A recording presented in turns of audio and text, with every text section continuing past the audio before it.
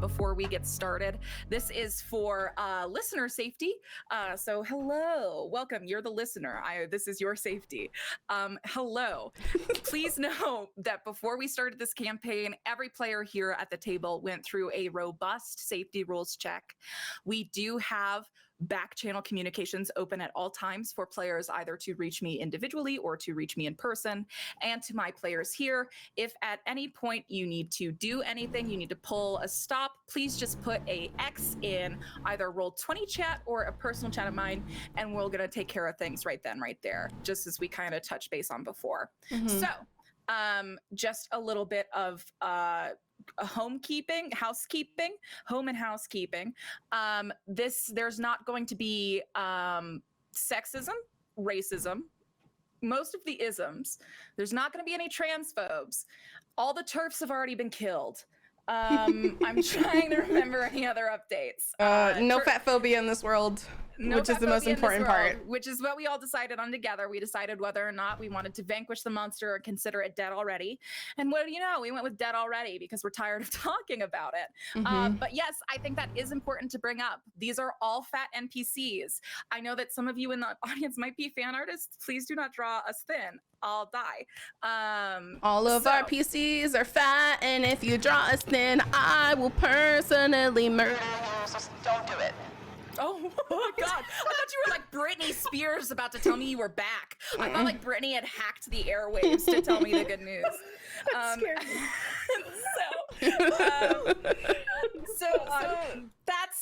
That's I think housekeeping. Yes, there will be fat people here who desire and are desired. My house rule is that we keep it airing on the CW friendly. So if it could be on Riverdale, it could be here. But if the Riverdale execs are going to say no, you're probably not going to find it here. But with that, I'm going to encourage you to leave the real world behind you.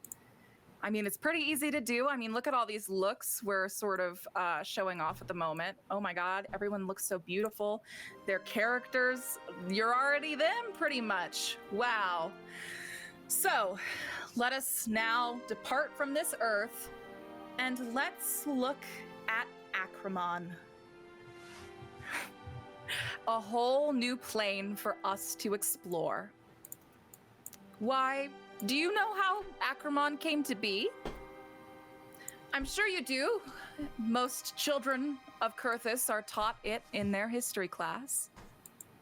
Well, not very long ago, yet somehow an eternity ago, Essentia, Abyssa, and Mortia were the first three to endure godhood, the Apotheon sisters.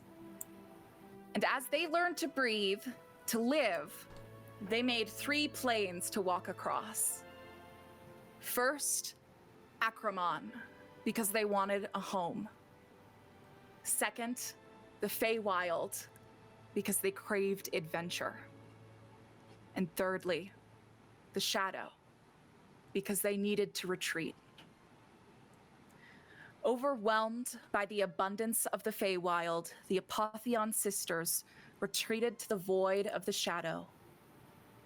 There, Essentia, Abyssa, and Morta, the first three to endure godhood, rebuilt themselves, molding each other whole from the clay of the Shadow.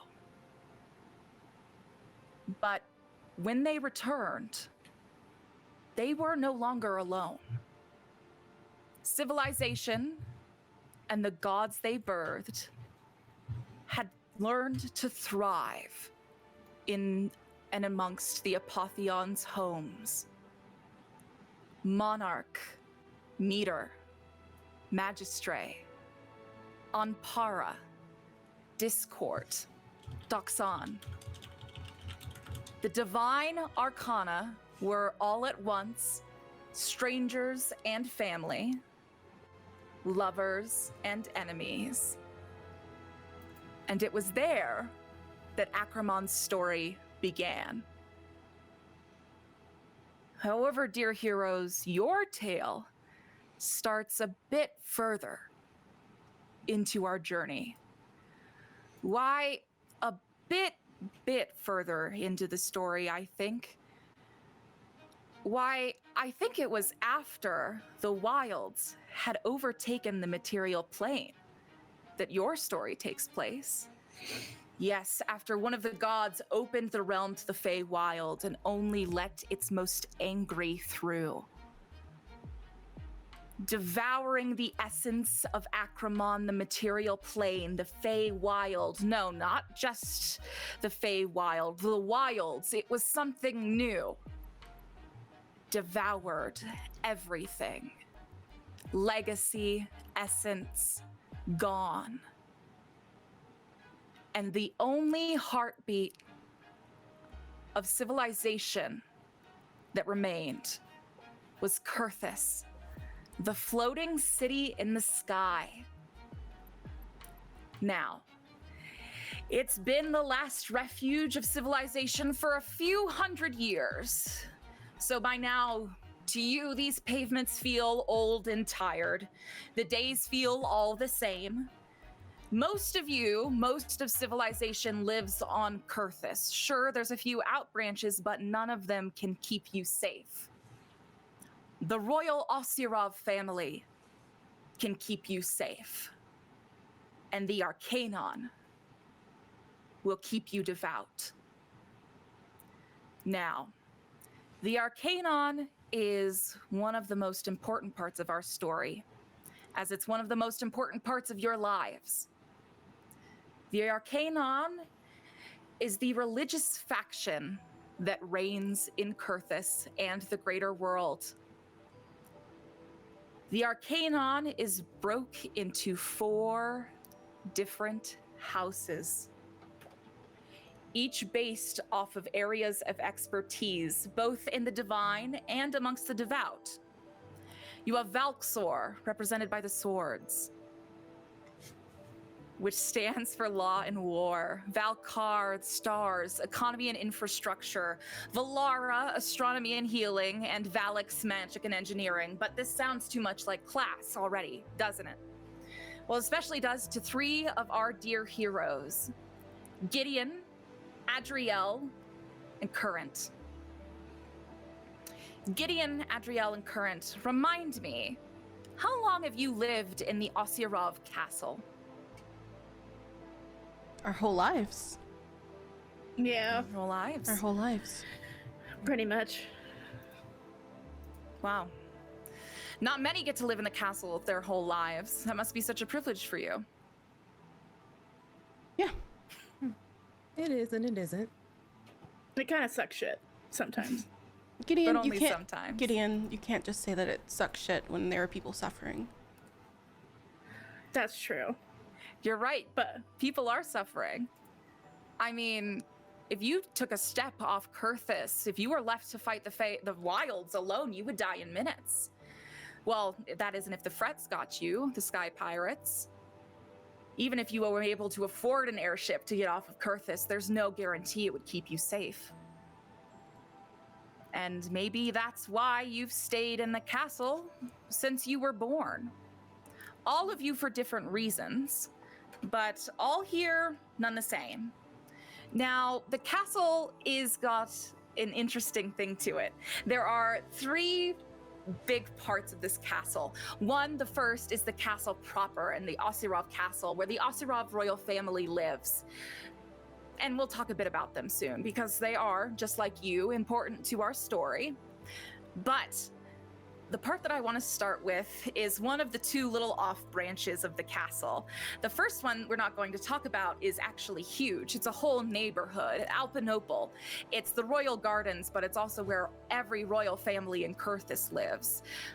On the opposite side of that, though, and it's a bit smaller and a bit dinkier, and yeah, you get food every day, but like the food kind of feels the same after a while because it's not like you're getting royal food, you're getting guards food. And then you're having to hang around the guards, and oh my God, can none of them hold a conversation? And yeah, I guess if you've been here from birth, sure, it can be a bit tiring. But does anything feel different about today as the three of you begin to wake in this small house, just honestly, just a small hallway away from the royal house proper? When the sunlight shines through your windows, all three of your houses are not houses, rooms. LOL at you affording a house. You are all sort of rooming next to each other. Let me actually, I think Papa's got a map for you. So how about we hop on over and you can tell me whose rooms are whose. How's that sound? That sounds exciting. I love it when players decide on rooms. That sounds fun. All right. So I'm going to drag you all over. Come on in. So, oops, don't pay attention to that one. Oh. That was just like a brief memory of what could become. This is the normal one. Everybody, look at the normal one and pretend that the not normal one never existed. Now, this is the guild hall. You can see there's a huge breakfast table for you all to sit at, all this kind of stuff. You can see there are these tiny rooms sort of split up here. For you to all live amongst. You see that there are a few singles, but frankly, I don't know if you've earned them yet. We can talk a bit about who lives here.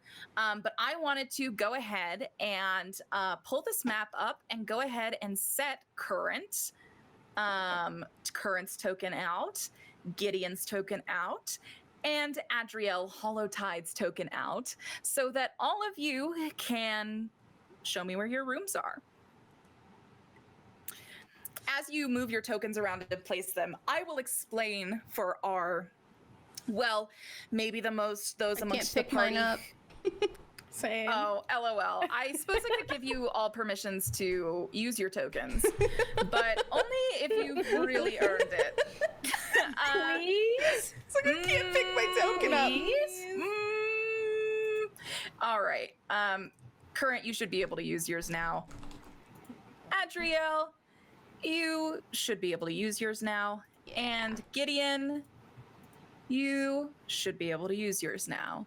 Now, as the three of you place your rooms, let me tell the others in the party who maybe aren't of higher birth, how the three of you ended up here. How do I make myself smaller? You just drag it like this. Huzzah! Yay! Wait. I've made you smaller. There you go. Thank you. I'm tiny now. Now everyone can be tiny. Gideon's the tallest, though, so hold on. There you go. So, so basically, this sort of off-branch of the Osirov Castle is where all of the students of the Arcaenon and some chosen graduates live. Now, in Kurthis, you complete elementary school with the rest of your peers. But as you're completing elementary school, you are watched by the Arcaenon. And the most promising of you are invited to come to the Arcaenon's Academy throughout middle school. It's a large grouping of you, and it's very important for your families that you're in it. And there you can start your Arcaenon training in middle school. You're training into one of the four houses, Valix, Valxor, I'm still growing. And the other two, and you are trained throughout middle school. And then at the end of middle school, they decide if you have what it takes. And they'll either send you back to regular high school, or they'll keep you for even more intense training until you're 18 and you're ready to graduate. There you have your coming of age ceremony, and then you are put through your final 2 years of classes. By that time, you are 20. Okay. Then it's time for your 5-year apprenticeship. At that point, you have been assigned into one of the four houses under control of one of the hierophants. I guess that's where you all are now, huh? A few years post-apprenticeship, still hanging out in the castle, huh? I guess so. I guess so too. All right, so we have our okay. So why? Okay, I'm just gonna ask my first question. Current has the largest room on the floor, and can you justify that to me? Yes. Can you tell me what she did to earn that? So, Current's father is actually the top wizard advisor to the royal family. You would be right. Yeah, yeah, that'd do it real quick, huh? But your father's not one of the hierophants, right? Just up there, one of the nobles. Yes. Okay, interesting. And so your father managed to get you this room that was bigger than that was bigger than everyone else's room. Did your father go out of his way to get this for you, or did someone give it to you just out of fear or respect? I think that I wasn't exactly told why I was granted a larger room, but that it possibly has something to do with the arrangements with my adoption. With your adoption. You're adopted, right? Yes. And do you know any other Hurricane Genasi of your kind? I do not. In fact, I don't even remember meeting another Genasi. Never seen another Genasi. Wow. That lonely? Very. But I have friends in the castle. Yes, you do. Some. Incredibly. I can't wait to meet them. But as current, let us set the atmosphere, shall we? It is a crisp 7:30 in the morning. You are in the clouds floating over the ruined plain that is Acramon. You are nowhere near the edge of Kurthus. No, indeed, you are in the dead middle. There is an artificial lake that runs sort of in a circle outside the castle, out your window. The only water source within sight, though it is barely that. It is decorative, purely. It's about 7:30 in the morning. You can look out the window and see you're just surrounded by clouds. It's hard for the sun to break through it almost. It's going to be another day like this, surrounded by almost a blue-gray. What does Current's morning routine look like? I think that this was a night when Current is particularly tired because they were out having some adventures that night. And, Adventures. Continue. Some adventures through the little window that is conveniently placed on the outside of my room. And I think that I'm sort of waking up and looking around, and although it looks very beautiful and kind of serene, I am more focused on the fact that I have not slept at all, and I now have to prepare to do some studies and some work. Yeah, you've got a very big work day ahead of you. Now, Current, you should be studying now that you're a fair bit older. You should be studying directly under one of the four houses of the Arcaenon, either Valkar, which is the economy and infrastructure, the Valara, which is astronomy and healing, Valix, which is magic and engineering, or Valxor, which is law and war. So, what specialty have you taken? I decided on Valix. On Valix, the study of magic and engineering. And what brought you there? I think that my father also did the same thing, so I followed in suit. And if you were asked which captures your heart more, magic or engineering, which would you pick? See, I'm more drawn to magic. Interesting. So, Current, it's 7:30 in the morning. You may or may not be hungover. You haven't heard sight of your friends who perhaps you went on this excursion with last night, but you can hear that the other members, the other students or graduates of the Arcaenon, you can hear that they seem to be up and about already. So do you want to tell me a bit what your morning routine looks like? So I think I've already kind of scrambled out of bed, and I look around, and my room is nowhere near organized, so I have absolutely no idea where my bag or my books or anything is. And I sort of haven't even wiped the tiredness out of my eyes, so it's even harder for me to find what I need. I stumble across a couple things, there's clothes around, finally finding what I need, and sort of maybe hearing the voices kind of move farther away, an indication that I am maybe already far behind schedule with some of the other people that are waking. Yeah, maybe a bit late. So you're scrambling to get things up. Meanwhile, Gideon, and tell me if this assumption is wrong. This is just a gut check. You might be a bit harder to wake up at 7:30 in the morning. Oh, it's either that or Gideon has already been awake. Oh, Gideon just like straight up never slept. Gideon was like, I vibed. I'm just gonna keep the vibe. Exactly. Yeah. Okay, so which was it tonight?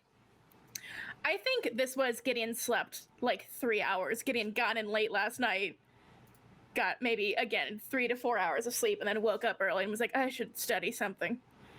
Right, and I should do some reading. And you're not going to tell me what you both got up to last night by any chance, are you? No, You don't need to thought know. not. So, I don't think- Okay. No. Well, Gideon, so you slept 3 hours, right? Yeah. Okay. So you are actually awoken by a small tone on one of your magic items that you keep at you at all times. And this is a magic item that everyone has on them. This is a simpacks, a magical compass that in here functions as both your city navigation and your communication device. So everyone in your inventory, you can go now and add 1 simpacks to your inventory, please, because this is how you all are going to communicate with each other if maybe you're not in the same room. Now, let me I think chat's been cool, so maybe I'll give them the picture of it too. I think they've done some things to earn it, including vibing. So I'll get that image up. But Gideon, you are awoken to your phone ringing quite loudly right next to your head. Can I see who's calling me? Oh yeah. It is.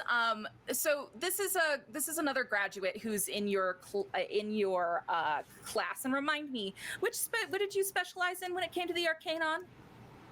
I believe also Valix. Ah, another Valix How's Valix? trainee. Mhm. Yes, there's quite a few of you running around, aren't there? Well, this is one of your. She thinks she's your friend, but I think the jury's still out about whether or not she likes you a lot, and maybe you have a hard time tolerating her. Is I guess what I'm trying to say nicely. It's exhausting. Yeah. So. Yeah. This is actually gonna be, you get it? This is Astrid Vilchis. She's on the phone. She is ringing you with some sort of news, which is hilarious because she's like 6 doors down from you. Can you spell her last name? I'll put it in chat for you, sweet pea. Thank you. Of course. I think Gideon's like in a tank top, like smoking, reading a bunch of books at like 7 a.m. So they wait for it to get to the last ring, and then they pick up. Good morning, Gideon. Oh my god, Gideon. I can hear you. I can hear you. Gideon, Astrid's on the line. Astrid? Oh, who's Astrid? Astrid, we've literally we've known each other since we were 6. Right. Gideon? Yeah. Gideon? Yeah. Sorry, I was cutting out for a second. Gideon? Yep. What do you want? Are you aware It's that so you're early. being looked for right now? No. Yeah, people are like looking for me. looking for you to help set up. Set up. Yeah. Set up what and No. where? Kainon says there's a huge Arcaenon announcement today, and it's like on all hands on deck situation, and you've already been asked for twice. That's not a surprise. All right, I'll be out. She hangs up. Cool. So you hang up on the phone. This is news to you. You've not heard news of any sort of extra special announcement from the Arcaenon, and it is not very often that they do things unplanned. The Arcaenon is incredibly regimented. I dress nicely. I think Gideon puts on like nice court clothes with like a big black and gold like Right. cape, and some Ooh. black heels. Okay. Cool. All right, so you get dressed for the day. Oh, I'm sorry, Current. I forgot to ask. Did you want to talk about what your outfit is? It's kind of it's open season if you want to talk about your outfit. It's a legal requirement. Sure. Tell me all about it. So I kind of just scramble for whatever I deem as kind of like the cleanest because I didn't have time to do my laundry. I pick up, it's like a really sleek black dress, one that I would potentially wear when I was trying to leave the castle without being detected. And it's kind of got a high collar and it's low in the back, but it's high in the front so that I can run if need be. Oh, okay. An outfit with function. Do you pick outfits with functionality most days? Not most days, only days where I know that I might have some activities later. Okay, cool. And that leads us to Adriel. Adriel, I have a very important question to ask you. Yes. Did you go out with them last night? It's kind of a work night. No, I mean, I wanted to, and Gideon asked me to, but I told them no, and then Gideon asked you to hang out last night? Yeah, well, they wanted to invite. Well, they didn't directly ask me. They were talking to Current and said that they were going out, and so they were like, "Oh, do you want to come?" But I don't think that they like really wanted me to come. I think it was just I was there and Gideon asked me because they felt bad. Anyway, I didn't go out with them last night. I had some important work to do for my house, so I was doing that, and I went to bed really late. I heard them come home. I went to bed really late. I didn't really sleep a lot, but yeah. Did you hear them come home last night, or were you asleep before they got here? I heard them like knocking around. I was like half asleep, and then I told Current to shut up through the wall. It was rude, but I was tired. Told you we were loud. Okay. So are you on time, or are you sort of waiting for your friends to sort of poke their No, heads out for the day? I knocked on Gideon's door and there was no response, and then I knocked on Current's door and there was also no response. So I left without them. So you're at work already? Yeah. Okay, great. So let me pull you to where you are instead. Okay. We're going to leave this map. Goodbye, Adriel, for you are not here. And we are going to take you somewhere else, dear Adriel. Why, it's the Arcaenon Castle Hall that you've been brought to, Adriel. Everyone's working in here this morning. It's busy and it's hustling. So all of these chairs you see on this map, they're not here right now. Okay. Until you individually go and place each chair. And it's not like they're folding. They're not. They're each like 60 pounds of ancient like religious seats. And they're very fancy. It's like the China set of chairs, if you will. So you are expected to dust off each chair, then wipe it down, and then dust it off again in case you missed anything. And then and only then can you move the chair over to where it's supposed to go for the announcement ceremony and then polish it. So do you get all that? And that's your the person who's directly in charge of you. This is not the head of your program. This is just sort of your elder. She's about 28. She's actually going to be a bit closer to 30 she is. And so this is I just always want to make sure I pronounce it right on the first go because I'm so worried that I'm just going to ruin it for them, even though they're not real. I don't know what my fear is. This is Ninth. So this is Ninth Alder. Ninth Alder uses she, they pronouns, and she is sort of your boss. And she is explaining the very in-depth process of how you are going to get this done literally in the next few hours, please. So how are you reacting to being given this like almost not almost, but frankly pretty long list of to-dos? What are their what are they called? They're like Miss, Mr., Mix, Madam. Oh, you can actually call them basically, if you are referring to someone in the Arcaenon that is above your status, you can actually refer them to them as arcane blank, right? Okay. So that's how that works. It Perfect. isn't required most of the time, but that's how you show But Adriel respect to the would. person. here. Adriel would, which is why I asked. You're right, Adriel would, and I think that some people would roll their eyes every time Adriel did it, and Yeah. I just think that's the circle of life sometimes. I think it's fine. All right. Mhm. Arcane Alder, I don't mean any disrespect. These are a lot of chairs. Can I possibly ask some of the undergraduates to help me? At There least are so many chairs. Oh my gosh, it's gonna be a big announcement. That's why there's so many chairs. correct, and I understand that. However, can I possibly ask the undergrads to help me with all of the chairs? The undergrads. No, I'm sorry. I already have them on crowd control. Let's see. Who can help you? Who can help you? Who can help you? Your two friends who snuck out last night. They can help you. Okay, I'll be back, and Adriel will go find her friends. Thank you, Adriel, as always, leading by example. And You're welcome. that's what you hear as you lead. So, I think we will resolve that soon. But for now, I would like to visit someone who has sand stuck beneath their toes right now. Ooh. And frankly, out of all of you, there can only be one. And that is dear Brine. Brine, oh Brine. Here we are again. You and me, and by that I mean your omniscient narrator and you. You are at the sandy shore. You hang out here quite a lot. This is sort of your home, but you don't have a home. And remind me why you don't have an apartment again? Oh, you're muted, Sweet Bean. Let me hear your dulcet tones.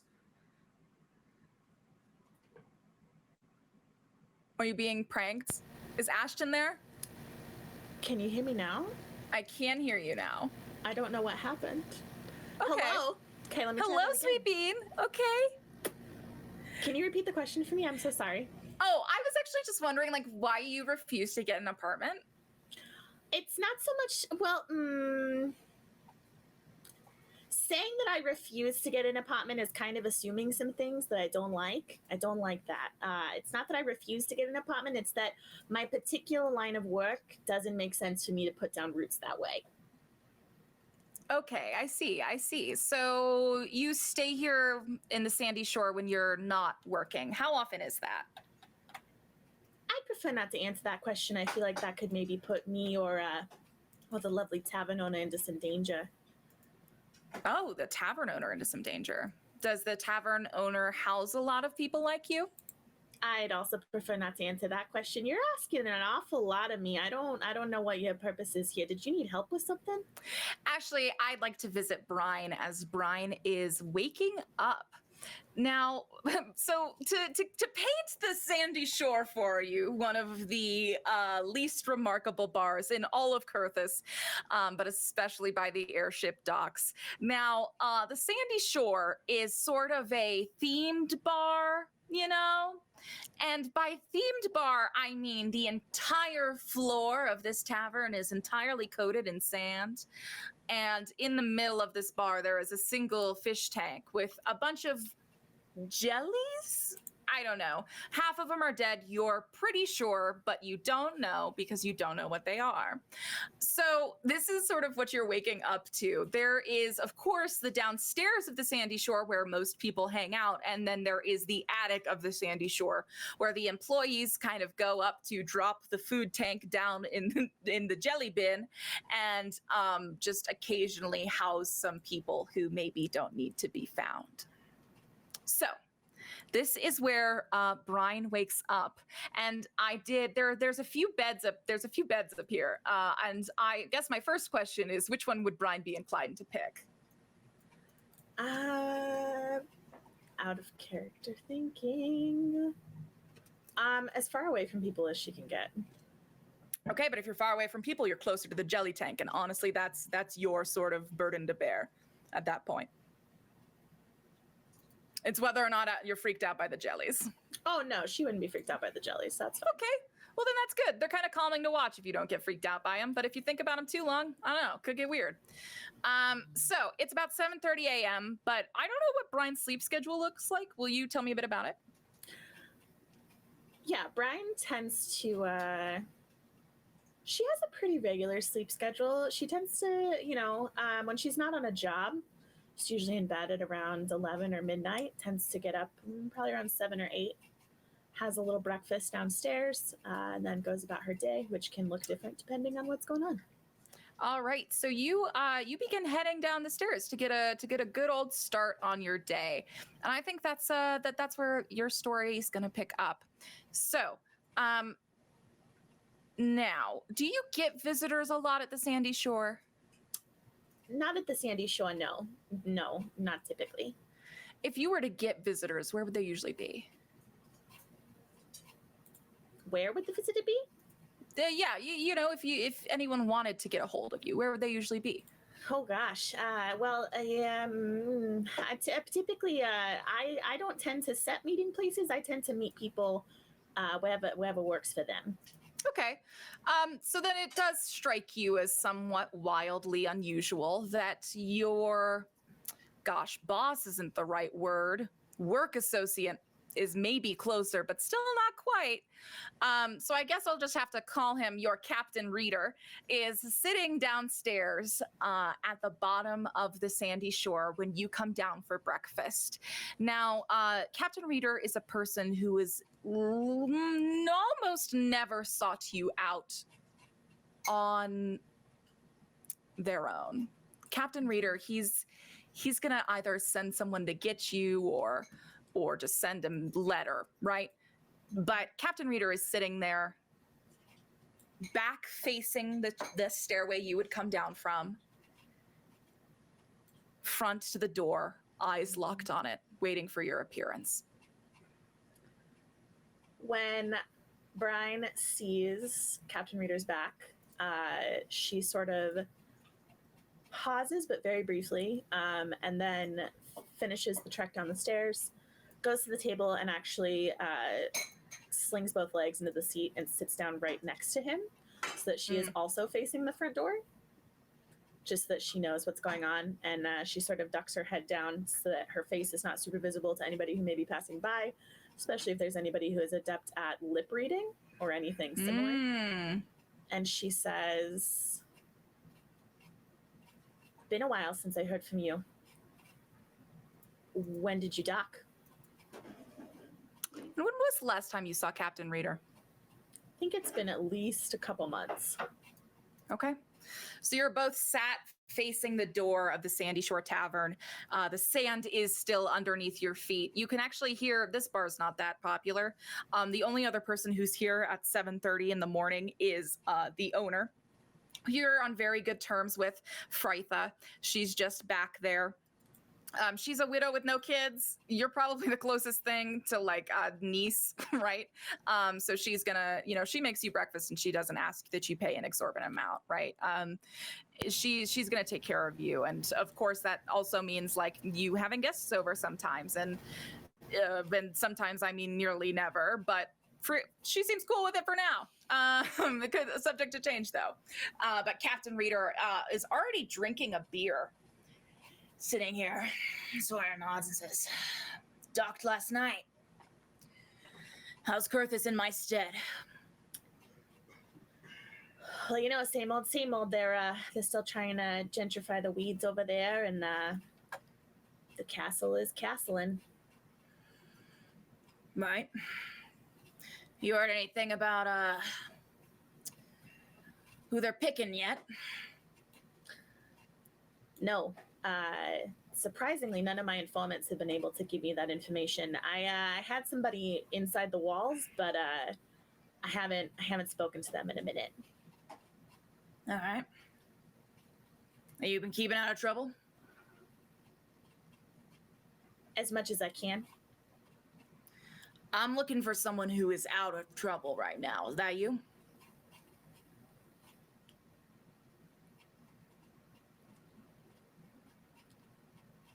I ended up in the system. I did something. I made a choice, and it wasn't the right one. I slipped up. Wait, you're in the system now. God, how old are you? You're like what? I'm 70, 74? Oh. Don't speak to me like I'm a child. I'm 106, and you know it. Sorry. Well, I'm saying you're 106 years old, and you've stayed off the system this whole time for 106 years. How did you get added to it? Well, I was gone for a week.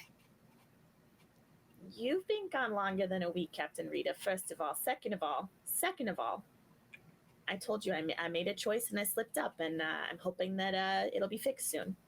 I've done what I can do, and I have to leave it in the hands of somebody else, which, as we both know, is not my strong suit. So we'll see what happens. And you see Captain Merrick kind of gets like a glint of anger in his eyes, and he kind of like smacks his hand down, puts his arm over his head and says, "Damn it, Brian. I thought I was going to be able to count on you." Fine then. If you can't take this job, I'm looking for someone who can be off the record with something off the record for about 2 weeks. Who do you know?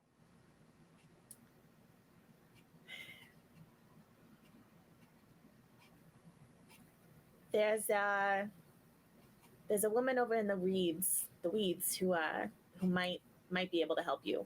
Look for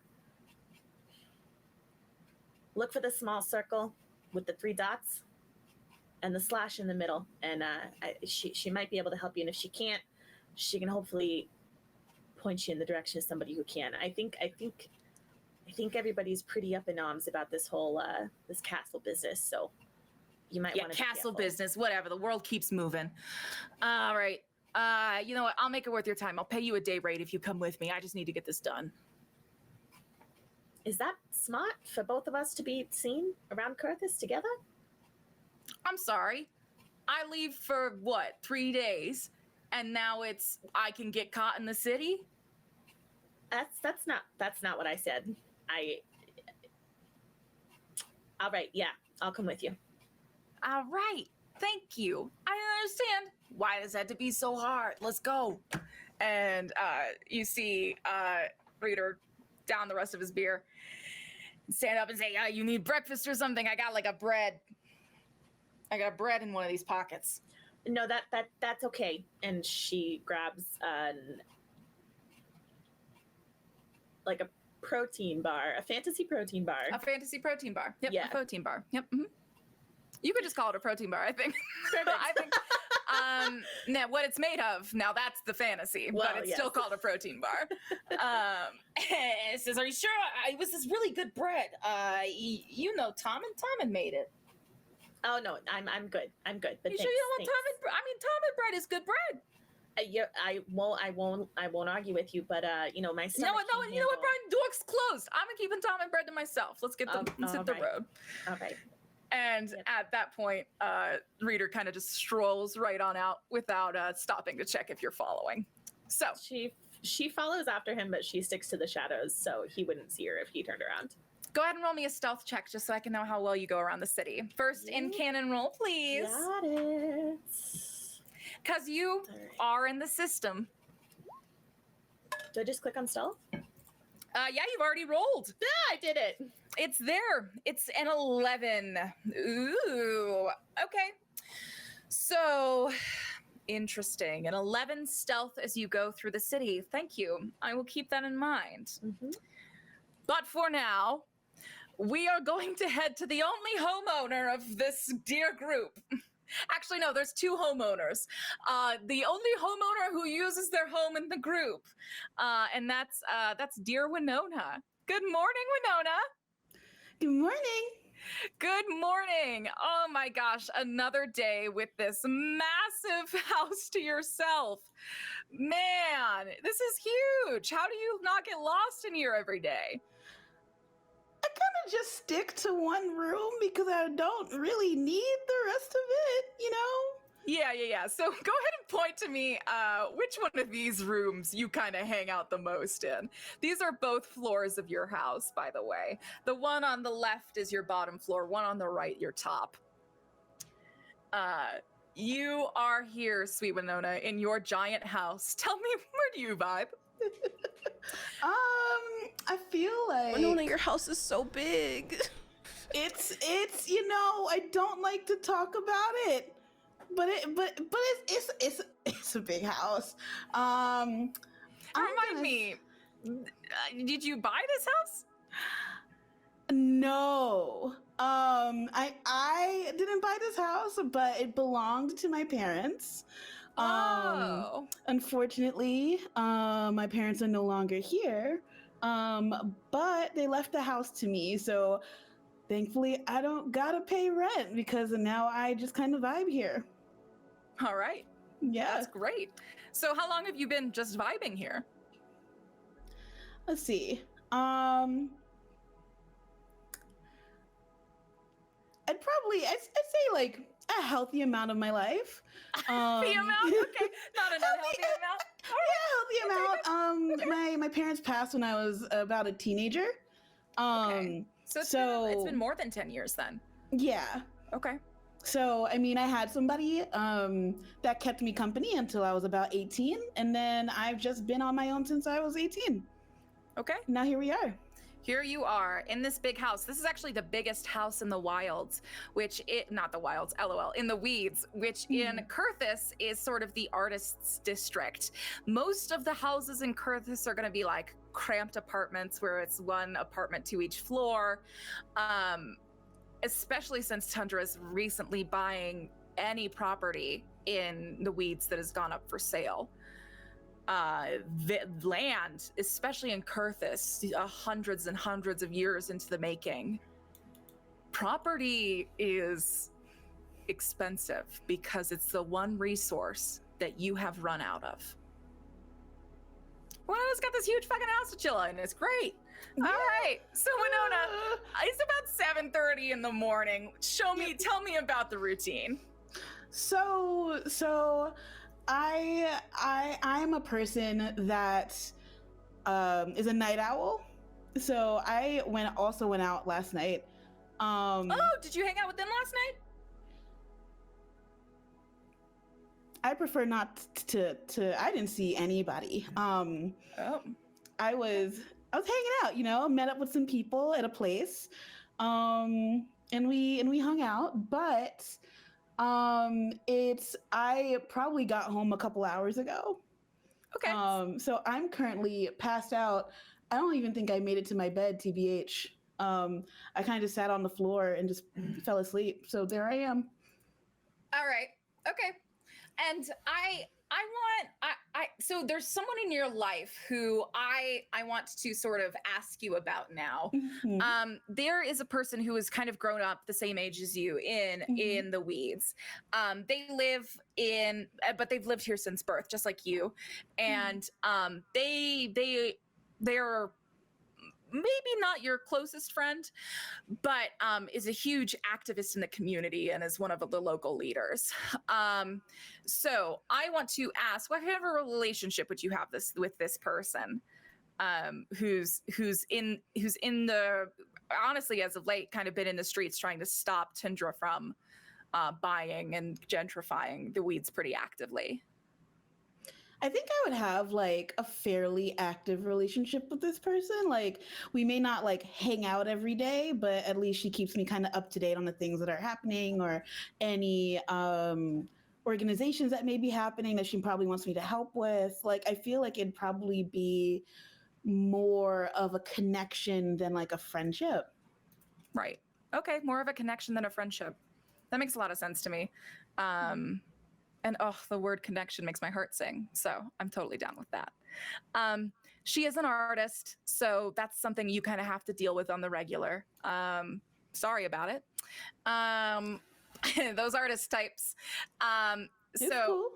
her name is Karina Kinnear, and she is at your door Mhm. at way sooner than you planned on waking up, about 7:45 in the morning. Why? And that's a great question. She's at your door. She's kind of like knocking it. She gets quiet, and then she kind of gets like louder and louder. I just kind of yell like, "What? Who is it?" It's me. It's Okay. Karina. Hi. Open What the do you door. need? Are you okay? Do I have to? Yes, I need your presence. Okay, I'm coming. Here, Winona's here. What do you want? Hi. Hi, Winona. Good morning, Winona. Good morning. Are you ready to fight for freedom today, Winona? Oh, I mean, I'm always ready to fight for freedom, but does it have to be so early? Can't freedom wait just like, I don't know? a No, couple freedom more cannot wait, Oh. Winona. Okay. Freedom will not wait for us, Winona. Today is the day. Word's been going around, the bell rung from the castle. The Arcaenon is giving a massive announcement tonight. And that's a stage, baby, and we're gonna take it. You decided that I'm gonna take this with you. You and me, we're gonna take the stage, Winona, and we're going to Okay. protest. Oh, okay. All right. I literally just woke up. Can I get like a couple more minutes to fully process this? When, I brought where, you how, why? I brought you your favorite breakfast drink. Do you want it? Yeah. I figured thank you'd be you. tired. What's your favorite breakfast drink, Winona? I would say a banana smoothie. It's a Plain banana simple. smoothie. She hands it right over. Fruit's Sweet. actually a kind of a delicacy here. It's not easy to come by, so it makes sense. Yeah. All right. I'm drinking the smoothie. Hell yeah. All Thank right. you. You're so kind. Yes. How are you so peppy so early? Well, Winona, do you really want to know? You know what? That's a good question. But you know what? Since I already asked, I'm here. What's up? It's justice, Winona. And I met someone last night. I was drunk Oh. and I can't remember their face, but I You met someone last night. I know, but I can't remember any of it, Winona. And I was wondering if you saw me with anyone last night. You know, I mean this, and I mean this in the most delicate way. I wasn't really paying attention to you last night. You know, I get it, Winona. When we go to bars, you pretend like you don't know me until it's just our weeds friends around, and then suddenly you know me again. I'm just asking, like, your other friends seem cool. Introduce them to me sometime, maybe. It's fine. Okay. Winona, I didn't mean to pick a fight with you. I apologize for my rash actions this morning. Mm-hmm. Winona, Okay, cool. Winona, I need you. Okay. What are we doing? What's the plan? I know you've got a plan. Well, What's the I've plan? only had until walking from the smoothie place to here to really think about it. So It's not that far. Someone might call it, yeah, it was like 3 blocks. So it's not it's not what I would call a formed plan. Okay. But I'm thinking like the Arcaenon's giving an announcement in the castle today. Mm-hmm. You know, they're going to be Got using that that. great auditorium hall. You Got know, that that's too. and there's that giant statue there of Discord, and on top, that's where the Arcaenon come and stand. And I've always thought, what would my voice sound like up there? But I'm not talking about that. And I think it's almost like maybe in the middle of it, we could stand up and we could say, hey, you're talking all about this castle business when you should be worried about what's happening in the weeds. And then we could maybe sing a song all together, like maybe a flash mob situation. Is a flash mob as a form of protest? I'm gonna pause you right there. I am aligned with the beginning half, but let's maybe cut it off at the flash mob. Because number one, I don't think we're gonna get enough people that want to do a flash only have mob, a and I few also hours, don't you're right. know if it's that effective. You're right, because I was thinking that I could create a song in that amount of time, but I don't think I could teach a song in that amount of time. So you're right. So if we're not going to sing in this auditorium, in this big meeting, what are we going to do? What are we going to do, Winona, to bring to the attention the plight of the weeds? I think crashing the party is a great idea. With like confetti, fake blood. No, that's too tacky. That's like Brothers of Acrimon kind of stuff. I don't know if we really need to go down that. No, I don't want to go full Brothers of Acrimon. I just want to maybe put a pizzazz on it. So I'm thinking like, you know what, Winona, here's what I'm thinking. I'll handle sort of the theatric section of it, how we're going to get their attention and how we're going to bring them to the cause. I'm going to handle that. I'm going to handle that. Winona, I think what you're going to be more suited for in sort of like the work arena is figuring out how we don't get arrested. I can do that. Cool. So they've announced they said they're going to do it at sunset. Do you think we can get this together by then? I'll start getting volunteers, props, cues. I can reach out to somebody that I know. Okay. You're going to reach out to someone that you think this is a good enough plan to get other people involved in it? I mean, I can reach out to somebody that will help us not get arrested. All right, we're going to make a difference today, Winona. I'm so excited. Here we are. Wow. It's so early. Oh, well, Winona, do you need help with anything? You already sound, I come to your door and you've solved my problems in like 5 minutes. I'm just that good, you know? Now, go organize away from here. I will go organize. Thank you. And you're so sure the you work don't you wanna do is hang so out? important. Oh my God, no, you too, bestie. Okay, I'll see you later. All right, I'll come back here in a few hours, or just you ping me and I'll come find you, and I'll work on the props. Do you know where we put those sort of hand cannons that shot out the glitter from my last piece? Do you remember where we put those? Oh my God! You know what? Let me check. Yeah, you check your house. basement. I'm gonna go start the revolution. All right, bestie, and then we'll meet back up. All right, bestie. All right, see you later. And then Karina leaves you alone. And so what does sweet Winona do in the few moments after Karina leaves? So I just kind of I shut the door and I slide down behind it and I drink my smoothie and I just try to collect myself for a couple minutes. I wasn't fully planning on, doing the revolution today, but I guess we are. Yeah. And so I just try to collect myself, wake myself up a little bit more, and I am thinking about reaching out or trying to find the person that I think will help me not get arrested or anybody get arrested tonight, or at least help, should I say, smuggle us somewhere else if things go south? And it's almost like the divine heard you ask, sweet Winona. Yes. Oh my gosh. Well, I hope that means that you've been praying more often, because just a few moments later, there is sort of a rowdy, rambunctious knock at your door. And I sigh. You sigh. I pray that it's not Karina, and I open the door. Yes, so you open the door again, and Karina is not there. Instead, it is the very person you've been thinking about, +1.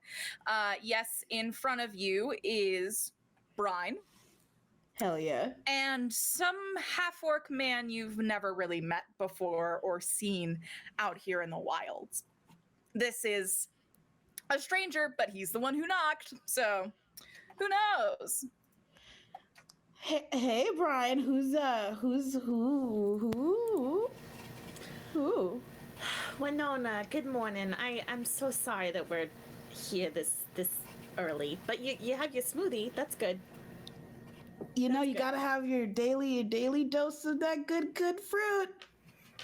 It's hard to come by. It's surprising that you're able to maybe not procure daily as often as you do. I don't want to talk about it. That's fine. Okay. This is an associate You can call me Captain. Captain. Hey, Captain. Nice to meet. I don't know if you're a handshake kind of. I love an authoritative handshake. Bring it here. All right. All right. Hell yeah. Now, I've been brought here to you by Brian. I'm looking for someone who's capable of an important task. Brian, you can kind of tell that Reader's putting on some kind of theatrics. Maybe it's because he's in the weeds. This is not your usual.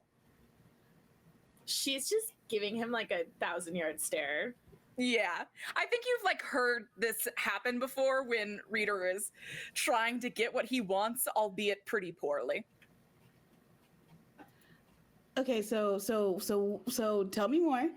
I'm not gonna lie. Is it what's the timeline? You see, I've got something else that I actually mean to talk to. Here's the thing. Future capable. Do you consider yourself an adventurer, a smuggler, a patriot? Where do you sort of land here?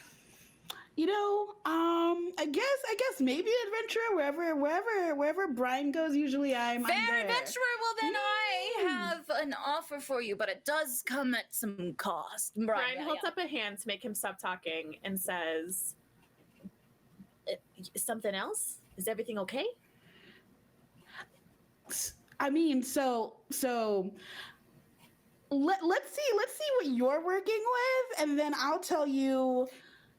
Yes, this fair adventurer is right, Brian. My thing is way more important. Now, here's where we're at. I didn't say that. I have a single artifact that I need a capable adventurer to take hold of for no longer than 2 weeks. But you can't ask any questions and you can't let anybody know that you have it. Simple job, pays very well. So do I just need to store it? Do I need to hold it on my person? You need to keep it on your person at all times. Keep it on my person at all times.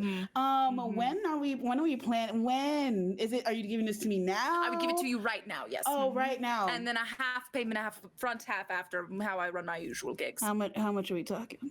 How much are you usually in the arena for? Brian says, "Double my rate," or she's not doing it at all.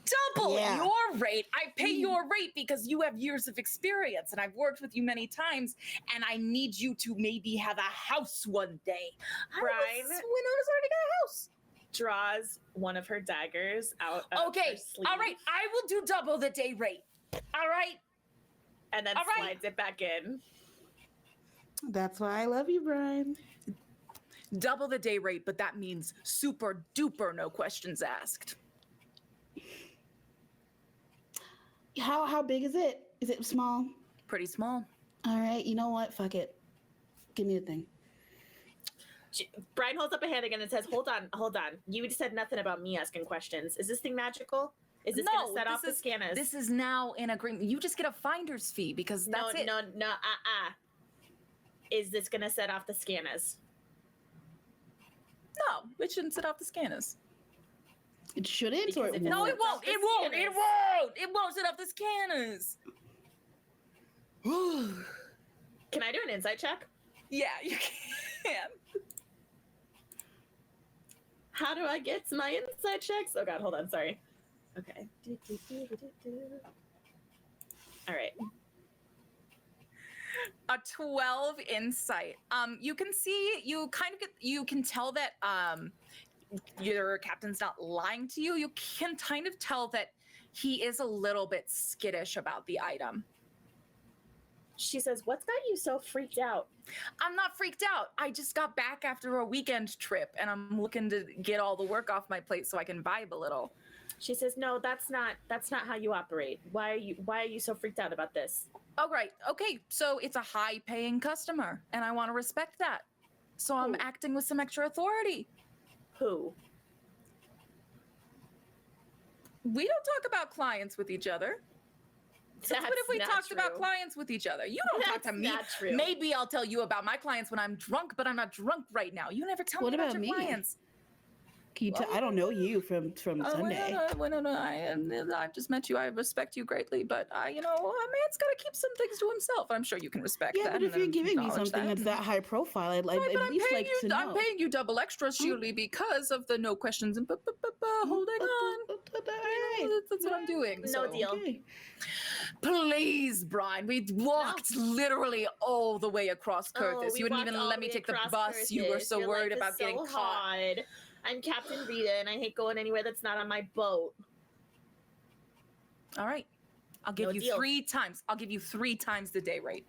Who's it for? I'm not going to tell you, Brian. Who's it for? 4 She draws times her your day dagger out rate. again. All right, Brian. Are you going to stab me in the middle of the weeds? You just said you got put on the radar. She says, I've done bolder things before, and you know I wasn't caught. Go ahead and roll me an intimidation check. And if, Winona, you'd like to say something here to sort of bolster, I'll let... Oh, you already got a 14 and a 13. You don't need inspiration. We're good. All right. So I think you sort of point your dagger. And how are you holding your dagger towards Captain Reader? She kind of like pulls it out of her sleeve, and she just like is casually spinning it between her fingers and like looking at him. I'll say 2 words. I'm not going to give you the identity. This castle folk. You got to take castle folk jobs seriously. Ooh. Now, that has nothing to do with how easy this job is going to be. I promise. No. See, because here's the thing. Okay, so this is good. This is why I'm glad I figured out what you wanted me to do. Because now I need to ask you. Well, I'm talking to Brian because I don't really know you, but I guess I'm equally as capable, so. I just met you. Yeah, Hold I on, respect that. Brian. So there is a plan that involves the castle that I may or may not need your help smuggling me and some Brian friends. holds her hand up again. And she See. says, we're going to talk about that in just a minute. And okay. then she turns to Captain Reader and she says, did this come out of the castle or is it going into the castle? It's not, it can go around the castle. I frankly don't know if it's from the castle. I just need it to be somewhere that's not on me for 2 weeks. And where are you going to be for 2 weeks? Are you going to be here causing problems? I don't know. I don't have a job lined up. I could get a job tomorrow. I'd be gone. 1 week trip, 2 week trip, weekend trip. It changes all the time. She says, if this goes south, it's your throat I'm coming for. Are we clear? Agreed. Okay, Winona. All right.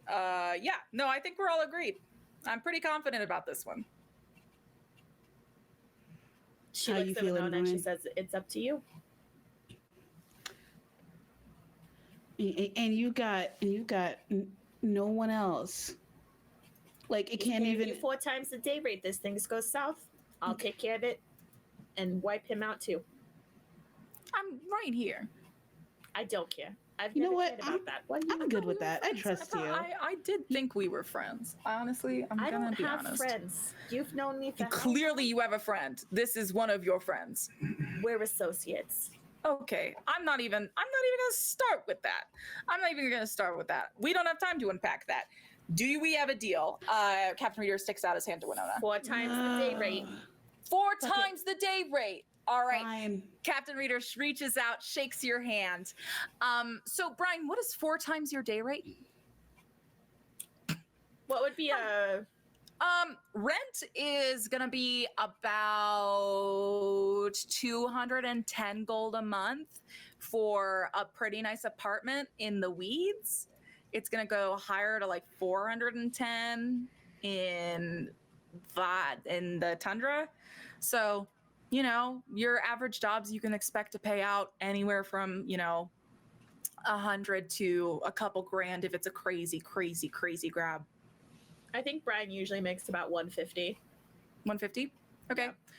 And that's for a job, not for a day rate, right? That's so high for a day rate. Yeah, that's for like a job. Okay, cool. So if it's 4 times your job rate, that's 600 gold. Yeah. About? Okay, cool. So Captain Reader then spends about like 5 minutes looking through all of his bespoke pockets to find 500 gold. Pulls out the 300 gold because it's half front, half after, hands you the 300 gold, and says, no questions, right? All No right. more than I've already asked. Thank you. But don't even look away. Look away, Brian. She stares directly at him. I still know. playing Yeah, with you're her still dagger. staring at it, but he tries to like hide it and then like hand it to you, Winona. So Winona, you are handed a thing that is about the size of this makeup palette. It is this thin, this size exactly. It seems to be made completely of a solid, like lead-colored metal almost. Seems to be just solid stone from what you can tell. All right. Is there any specific way that I need to carry this? Is it delicate? Like, It's on your person. I don't know. Throw it on the ground. Let's see if it breaks. Can I roll a history check? Is this something I would know about? Go for it. Try to roll a history check.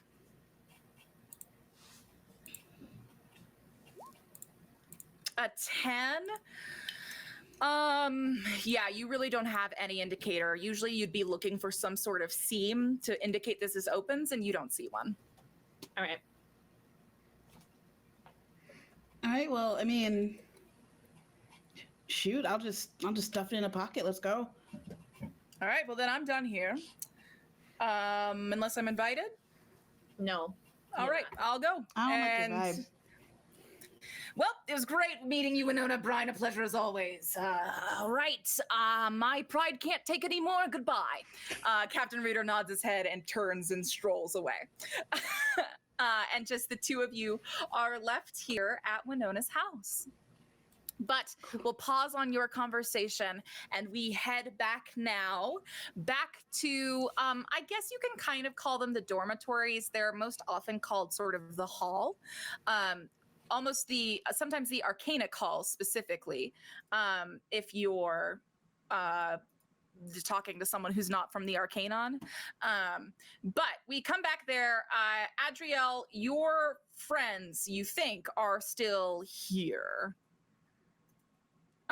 It is for you. I think that you got up and you had that conversation with what's her face, Astrid. Pretty no, is that no, your Ninth. With Ninth, yeah.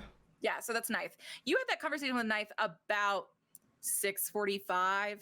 So you took not maybe a bit later, like 7 o'clock. So you had to take the time to get all the way back here.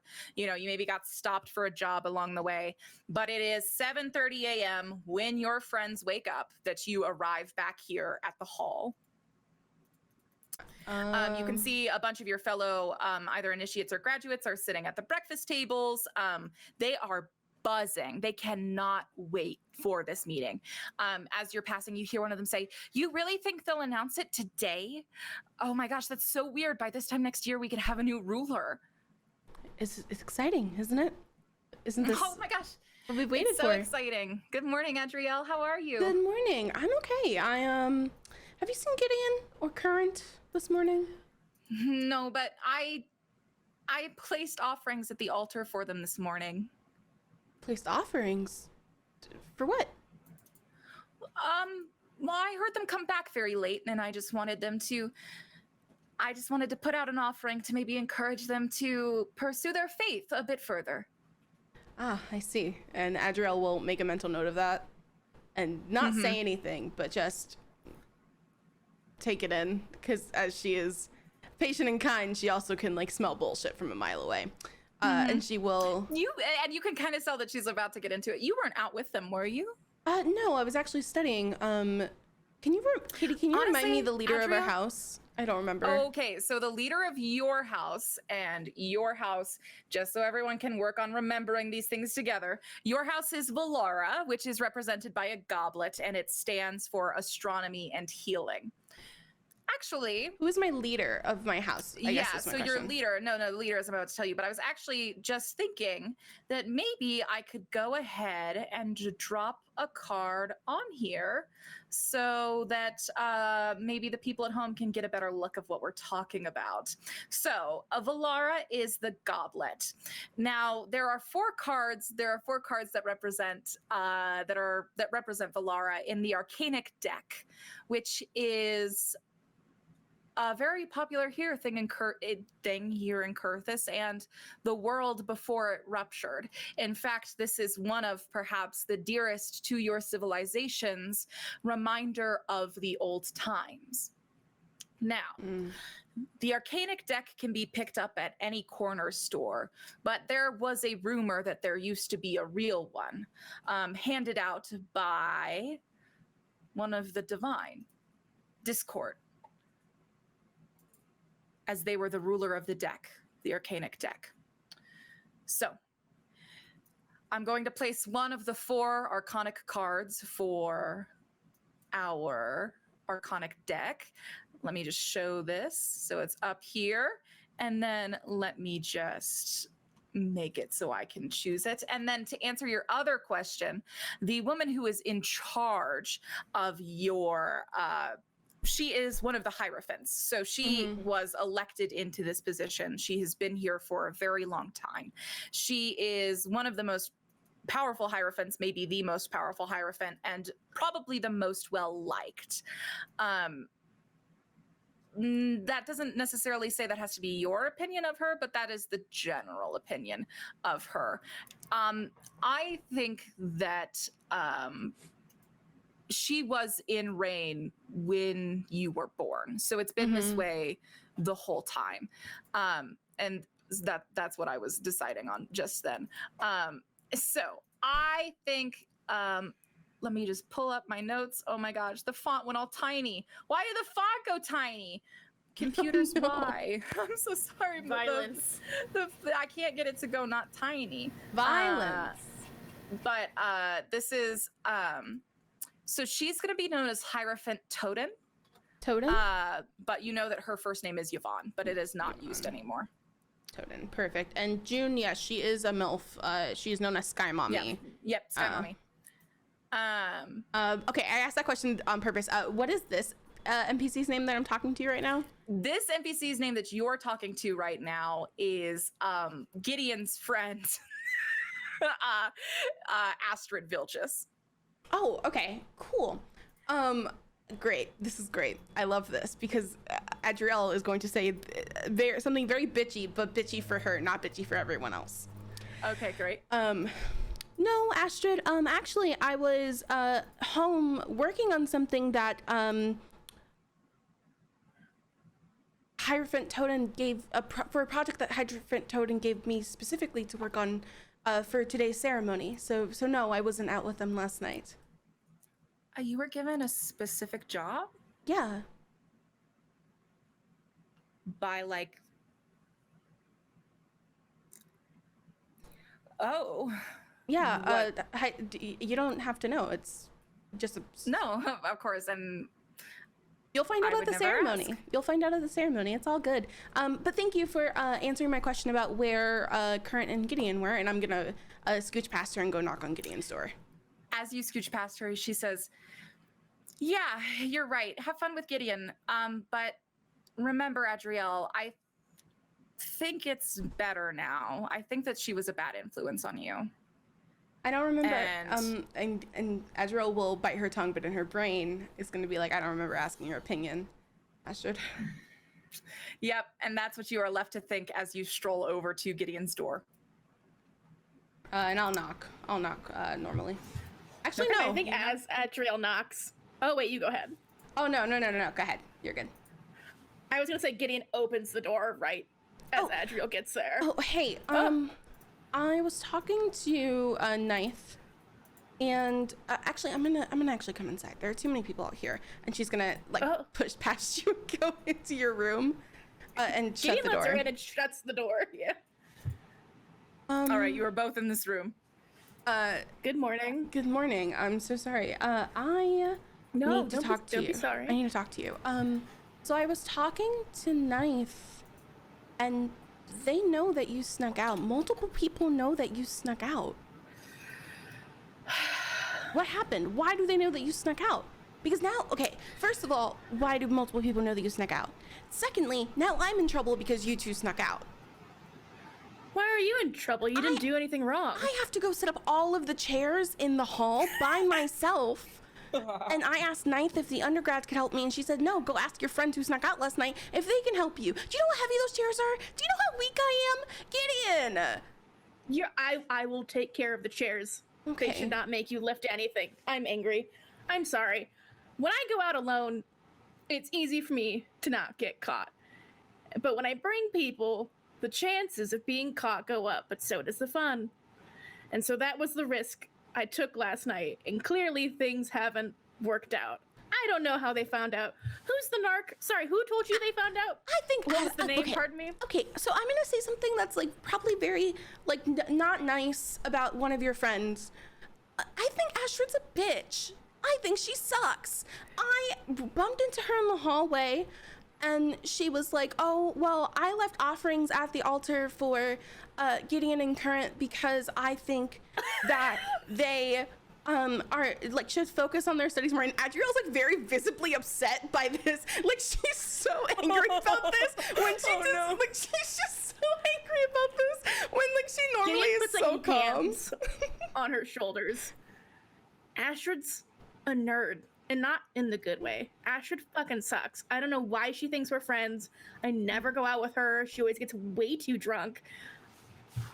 I'll talk to her. No, we'll talk. We'll have a talk, and then she'll know who her friends are. But we should probably go. Can we go get We Current? should go get Current. Let's go get Current. And then I will take care of the chairs. And neither of you okay. is allowed to lift anything. Okay. Gideon like throws the door open and like stomps over to Current's room. There's But like then there's does, like a very frame gentle that knock. like moves on the wall, and Adriel will fix it. Yeah, you fix it on your Yeah, way over. on my way out. And Current, I will tell you, you like hear their footsteps and can recognize them. I was gonna ask. I was gonna see. What's going on? Why do you have angry footsteps? I'm sorry. We got caught. I don't know how. We have to go what do do you manual mean? labor. Wait. Hold on. I'm still. Last night. What do you mean we've got caught? Ninth knows. Astrid knows. Other people probably Astrid knows. Astrid left offerings apparently at the altar. Yeah. I'll leave Where's some offerings and Astrid? pray for Astrid to get a goddamn life. You better leave some offerings right now. Where's Astrid? No, we're not fighting. You have to go help me with the chairs. We'll We focus on can't one thing fight. at a We're time. still in trouble for last month. We can't get in any more trouble. We're still in trouble for last month. God, my father's gonna kill me. We're still in trouble. Not if you kill Yeah. him first. Sorry. Gideon! That was a joke. Don't kill your dad. He's fine. Come on. I think Well, I on the appreciate it, way Gideon. out. Are we leaving now? Yeah, I think we're going tell back to you the tell thing. me. All right. So you go to head out. I will wanna warn say- you that Astrid is eating breakfast at the breakfast table. Oh, I was gonna shoulder check her on the way out. Just kidding. She's sitting. I guess you could like flip her cereal bowl or something to really Don't show do her the that. business. Oh my god. I think Gideon's going to like bump the back of her head with their elbow as they go by and go, Astrid, I am so sorry. I'm gonna. I my cereal. Oh my I will God, pray Gideon, for more where- coordination. Have a good morning. Gideon turns and walks out. And like hits her with her cape as she like does a dramatic spin away. Oh, I didn't describe my gosh. Adriel's outfit. Hold on. So Yeah, will Adriel you stop? is in a like dark blue blouse that has like kind of like see-through puffy sleeves, and like it's like cut off here, and you can like see like the normal fabric of it, and then is wearing like a A-line skirt with pockets that falls like just above her knees that has a petticoat underneath, and she's wearing like a belt that has the phases of the moon on it. Yeah. That's so cool. Yeah. Okay. So you've got all that on. Gideon, you whack Astrid in the back of the head. She spills her cereal on the counter. And she's kind of like holding her head as she looks back to you. And just as you're leaving, I think that Astrid says something very biting towards you as you leave. And I think it's a low blow. And I think that Astrid hasn't done this lately. But I think that she's been getting a little jealous of how close the graduates seem to be without her, and it's kind of getting to her. And I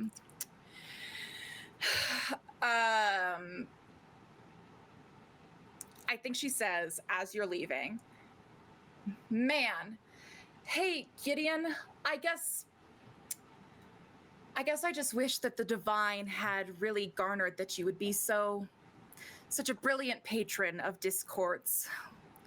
I mean, if they knew that when you were born, they might have sent you to help your family out in the wilds.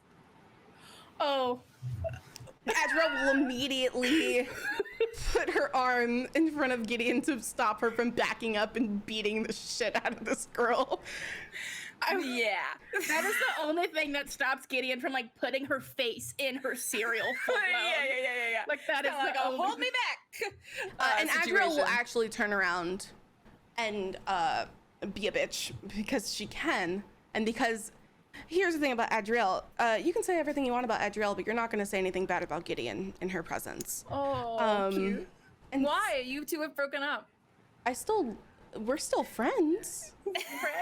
Anyways, that wasn't in character. You're adults. So Adriel will turn around very politely and go, gee, Astrid, I definitely don't wonder why the hierophants don't choose you for assignments when your attitude is so poor in private. You know what, Adriel? They're just testing my patience, and unlike your friends, I have faith. Faith is strong, but kindness is better. And being spiteful will only rot you from the inside out. And Adriel will turn and leave with everyone else. Gideon does like one of these on the way out. All right. You all are, all of you are sort of castle bound in your planning. But I want to start coming back from this break, back at Winona's house. Tell me, set it up. What does it look like when Winona and Brian scheme together? Where are you at in the house? Are there drinks? Are there props? Are there notebooks? Are there diagrams? And you're moving things around. Tell me what plotting's like with the two of you. I mean, honestly, I think we spread out all of our plans on this big old table over here. Yeah. This banquet table, of course. Because I mean, nobody else is using it. We kind of just keep our stuff spread out. So you just leave the game plan out on the board. All right, you just keep it there. I mean, right? No one's bothering us. No one's coming to find me. At least I hope not. So this is kind of our, I wouldn't say war room, but like, you know. Well, you're not at war, I thought I was muted. so I'm sorry. That's track.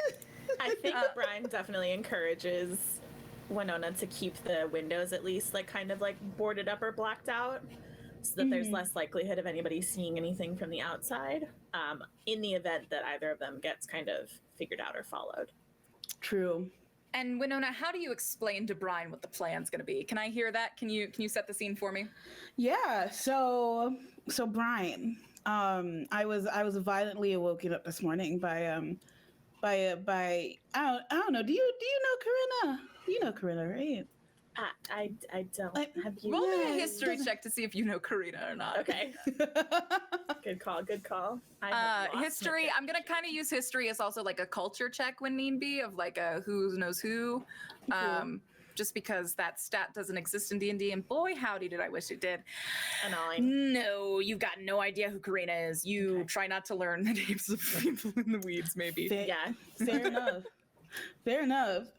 So, old colleague of mine wants to do a massive protest at the castle tonight. They mentioned something about a flash mob. I don't know if we're gonna go that far, but I do know that we want to make a bold statement. They want to get a ton of people involved. How many? She likes things of grandeur. I kind of like to just get to the point, but you know what? Since I'm working with her and she's leading the plan, she's leading the plan. I told her that I would help us not get arrested. And that, my friends, is or you come in, maybe, you know? Just like we could find a way out of the castle, right? Right. I mean, Winona, you see, the thing is that the reason that I typically don't get caught is that I'm not.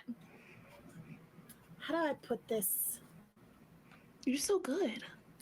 Yeah, and that's because I don't make myself visible.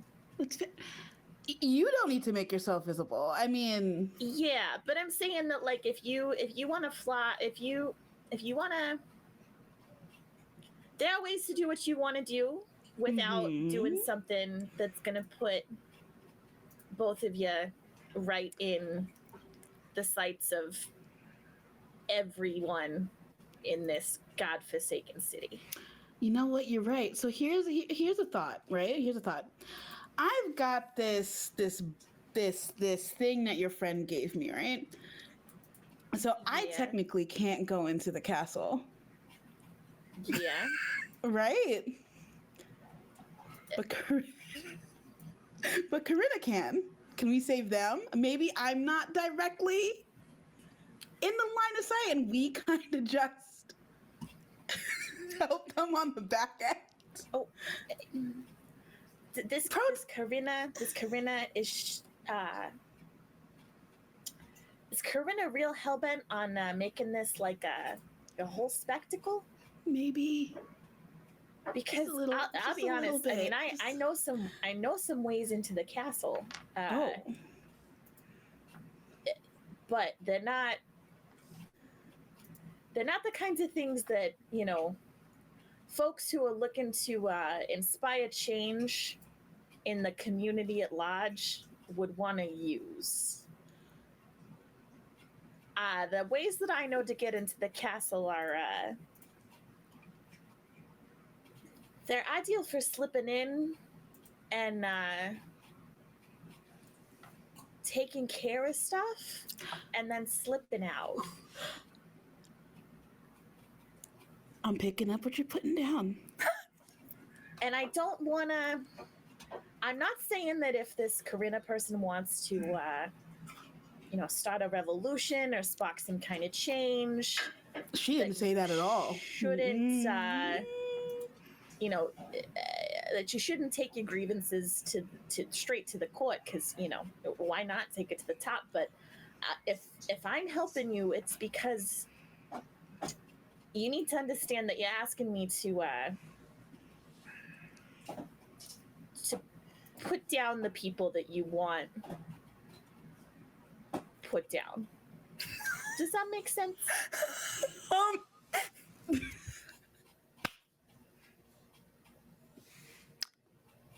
I'm picking up what you're putting down loud and clear, my friend.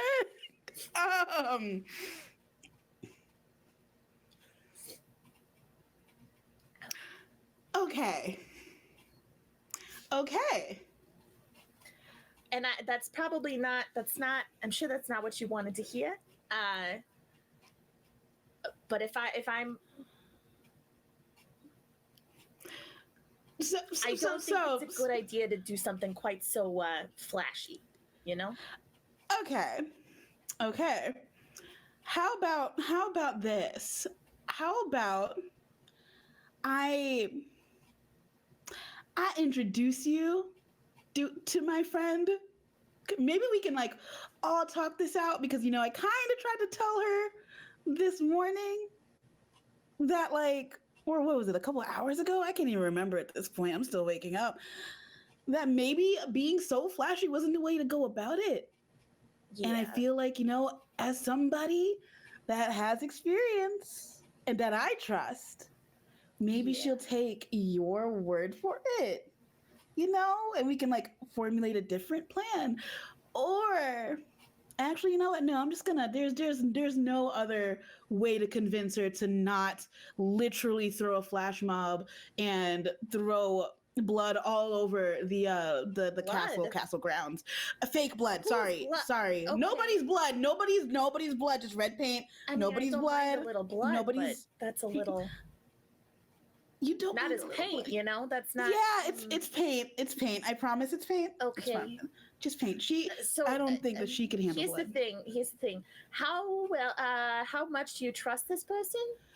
I hate to ask it this way, but is this person likely to see somebody like me, with the one eye and all, and maybe decide to turn tail and perhaps tell somebody? If you're rolling are they a narc check, Kita? Go ahead and roll an insight check. Insight? Okay. Yeah. About your sweet friend. And that's how we'll find out. All right. A 14. As long as a person is willing to sort of adjust to the reality Karina finds herself in, Karina's looking for friends in any and all locations. She's looking for people to join the cause. She's looking for people to just take some B-plot roles in her story. And so her door is always open. If she would bail when things got hard, she's actually really like stubborn-headed. You've had to pull her out of several protest events where you've been like, man, if she keeps going, she's going to get one of her friends killed, and you've had to kind of rein her back in. That's Karina. That's Karina. Okay. I don't know if she would necessarily narc as so get us all in trouble. That's not a lot better, Winona. It's not a lot better. I mean, she's very strong-willed, so I mean, maybe that's a good thing in this case. Maybe not. Brian's gonna lean forward and kind of like put her hands up like this, and then like put them in front of her face for a second, and she kind of thinks about it. Then she says, "Do you remember the last time I tried to help you get into the castle, and I told you how to do it, and then you got caught, and I disappeared? Yeah. And didn't get caught? Yeah. But I'm this not would be that, but worse. You're not wrong. I'm not nimble, okay? And that's okay. That's okay. You don't listen. Like I said, I just don't think it's a good idea. And if you want me to tell your friend that it's not a good idea, I'll do that. But if your friend decides to go through with it anyway, I'm telling you that you need to get out of Dodge. You can't put if you aren't ready to be recognized and to be in the system as somebody who's causing that kind of problem, I don't think you need to be doing this on that level. There's other ways. Okay. I am not ready for that. You're very right. You know me very well. But now I also kind of feel guilty that she's gonna go through with this regardless of what I tell her. I'll talk to her. And if you need, I mean, we can also prevent her from doing it. We don't have to hurt her. But we could maybe I never said anything of okay. No. And I'm not suggesting, I think I have a certain reputation, and I didn't want you to think that I was implying that I was going to murder your friend to prevent her from doing this. So I wanted to just explain that we could simply distract her or, you know what? Send her somewhere else, you know? There's convince her that fighting for freedom can happen elsewhere. And not with the flash mob. What is a flash mob? What is that? You don't want to know. Yeah. It's okay. Just it's a lot of joy. Not that you don't like joy. I mean, it's just like, you know what? Lots of people dancing and flailing, and I don't know if this is the kind of, don't even worry about it. Maybe you'll experience one day. Maybe, hopefully you won't. But yeah, I'll just take your word for it. Thank you.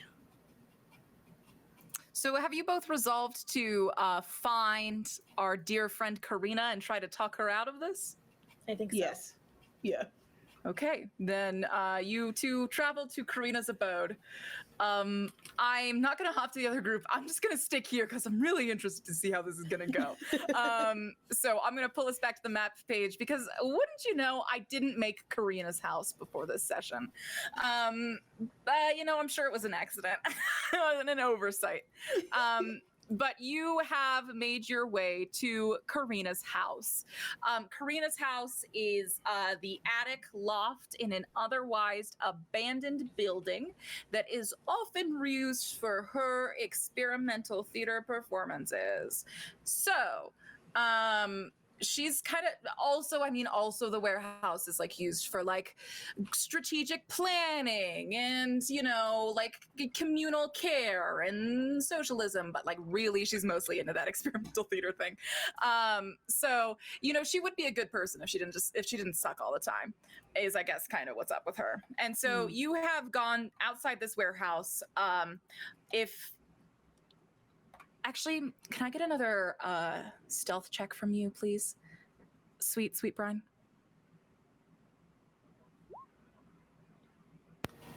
An 18 stealth.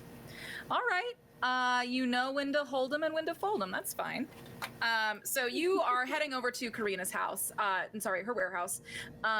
And you know that the code is to you go up to the attic entrance. It's like this. You have to climb up the ladder. It's one ladder up, and then you have to knock out her favorite aria in her favorite opera, which was a lengthy memorize for you, Winona. I'm not gonna lie. Yeah. So you get that knock. And there's a few seconds pause, and oh my god, I'm freaking out. I'm getting some sauce DMs, and I'm trying not to lose my mind. Okay, so you knock, and Karina, in an instance, as if she sensed your presence, has flipped the flap open, the thing open. I don't remember what this is called. The door, but it's on the ground. The hatch. The hatch.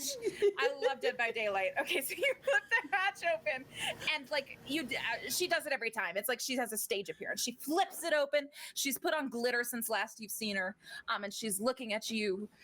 She's looking down at you. She says, "Winona." Hi, BB. How are you? I see you've gotten dressed for the day again. I have. This is the spirit of rebellion, Winona. Come inside. No. And she gestures for No. you to come in. Brian is turned around. Brian, please.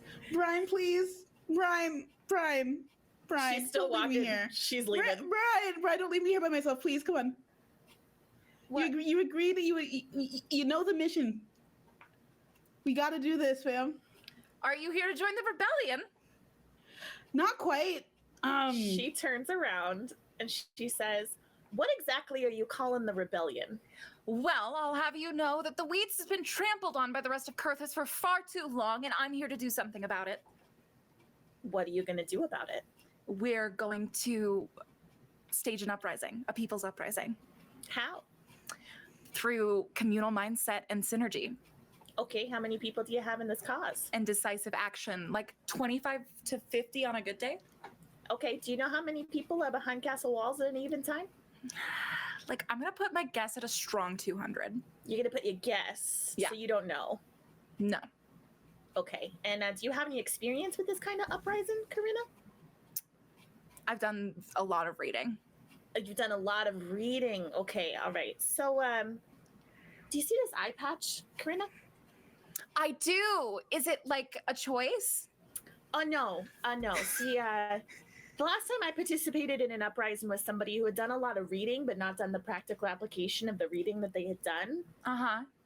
This was ripped out by a castle god and then fed to one of their dogs. Roll a deception So if check, a deception check, okay. please.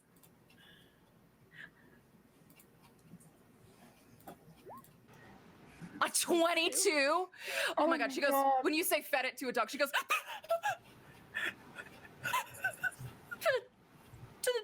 to dogs? Yeah. Do you know what it sounds like to hear a dog eat your eyeball? It's not very pleasant. It really, it doesn't feel good, you know, especially when the blood starts just kind of pouring down the face. I do get it. And when I just want to say thank you so much, Bestie, for bringing the missing piece of the rebellion. Someone who's been there, done that, can take it to the streets. Brine, is that what you noticed that your name was Brine? I think you're meant for this. I think this is destiny that we've met on this day. How old are you, Karina? I'm 23. What is Karina's race? Karina's a half elf. Okay. Oh God. Okay. Brian kind of looks her up and down and then says very calmly, "And how long have you been away from home, Karina?" I actually, I didn't have one. So. I understand. Always, pretty much. I understand. I hear you. I think what you... A theater troupe took me in when I was young. It was truly like an artist's tale. Oh my god. Sure. So, I love a found family. You know, I love that vibe for you. And I'm kind of getting it here, right? No, I don't think so. I think what I want you to think about really seriously is how many of the people in your uprising you're willing to sacrifice for the court to suppress any record of this happening before they throw you in the dungeon and then draw and quarter you to make an example. Because if you're not willing to sacrifice everybody and know that this isn't going to make a damn bit of difference, what are you doing? Go ahead and roll me either your pick, an intimidation or persuasion check. Dealer's choice, though. Okay. They're the same modifier, and I'm not proficient in either one. So then just follow your heart. Yeah. A 17. Yeah, there is a spark of fear in Karina's eyes, and she kind of nods and looks down for a second and says, I mean, I get what you're saying, right? Like, oh, war. But like, that's why I was kind of hoping to do it like so loud that like someone couldn't miss it, right?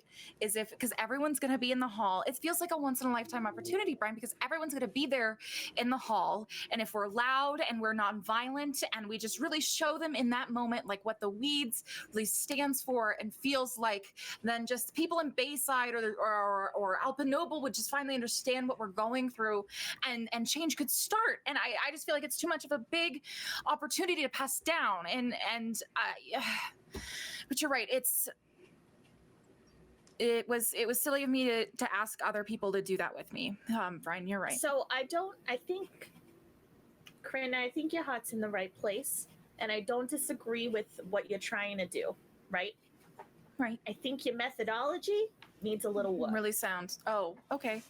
Needs a little work. Okay, needs a little And work. I think Okay. if you want to do what you want to do, you need a lot more numbers, and you need a lot more experience, okay? And that's hard to do, I understand, when you're one person and you're living here, right? And you're doing what you can. So here's my suggestion. You want to start this revolutionary action and get people to understand what's happening in the weeds and why it's a problem and why it's bad. Start here. Start in the weeds. Oh, I don't know. Case. Oh, I have. Yeah. No, when Winona and I would do this like every day when Winona's not hanging out with other people. That's what Winona and I do every day. We're out here, we're handing out flyers, we're hosting community events, we're raising money for families in the weeds who might be in need. Like we're doing a lot of really good work. It's just a lot of it's a lot more healing and restoration than it is revolution, and I'm like about to lose it, and so I'm like ready to like do something bold, you know? So sometimes you got to go through the healing and restoration before you can do the bold thing. Yeah. Okay. And I'm not saying that it's not urgent, and I'm not saying that you shouldn't go for it, but I am saying that maybe you should have some patience. I'm also saying, and this is, listen, please listen to me on this. Dying for the cause, and therefore The only way I ever want to go. Yeah. Right, but therefore kind of halting the cause when you're like the main one in your group. That's why I've left several diaries that sort of act as a manifesto and actually can be performed as 3 one-act plays. That's okay. When do you find time to do this stuff? Oh, it's my ritual hours every morning, 6 to 9 a.m. I believe I told you about Winona, and then I invited you because I really think that like if you start like working on it actively, you would find that like your creative expression really grows. And she starts talking, and she's gonna keep talking unless one of you interrupt her. Brian's gonna just kind of casually like hold up a hand and say, "It was really nice to meet you, Karina. I really hope that your continued community growth and organization here in the weeds is I hope it continues and continues to go well. Please." Wait, so Brian, did you come here because you could sneak people in and out of the castle? Is that why Winona found you? No. Is that a deception check? Yeah, I think so. Okay, go ahead. That's All right. 21. Okay, she's like, oh, okay. So Winona, do you have any leads on smuggling people out of the castle yet? Because that was like the one job I kind of gave you. Karina says, oh my God, Brian says, Karina, I don't think that's the way to go. No, Brian, you were totally right. And too many people, it's gonna be not enough, and someone's for sure gonna get caught. So it's got to be a solo event. And so I'm thinking, Magabath from the next corner store over, she recently got into her magic emporium this microphone, this amplifier that actually magically amplifies your voice. So I think what I'm going to do is I have my ticket sales funds from my last month's experimental show, and I'm going to go buy that microphone and then maybe put on some sort of look, and then it's just going to be a solo rebellion. I don't think you should go, fam. Winona, why not? You sounded so excited this morning. Did I? Yes. Look, I think it's best to just rethink what you want to do. I have always admired your ambition and your drive, and wow, is it inspirational. But like I don't want to see you die. I don't want to see anybody die. Right. And even if it's so, do you cry? Yeah. Sacrificing yourself probably is like, I get it. I understand, but like I need, my saving the weeds partner in crime, so maybe if you just, continue the healing, continue the restoration, that's important, not as performative, we can continue to make better change. You know what I mean? So just like stick this one, just. Karina, if I may, Winona, I have a question for you. Please, I'm an open book trilogy. Great. If you, have you considered maybe going into a line of work where you can more directly impact people's lives? Not just organizing, not just fundraising, which are both great. Those are great. But there are other things that you could do, right? Justice is my passion. Okay. If you want to use my services. And what do you do again? Because, yeah, I am confused because, like, you're not like sneaking me into the castle, and so I am confused why. Because then I thought you were going to join us. You were going to kind of become the third like piece of my missing heart, and then you said no to that. And so if you're not my future bestie and you're not the person who's sneaking me in, I'm kind of beginning to wonder who you are, but not in a mean way, like in a future friendship way.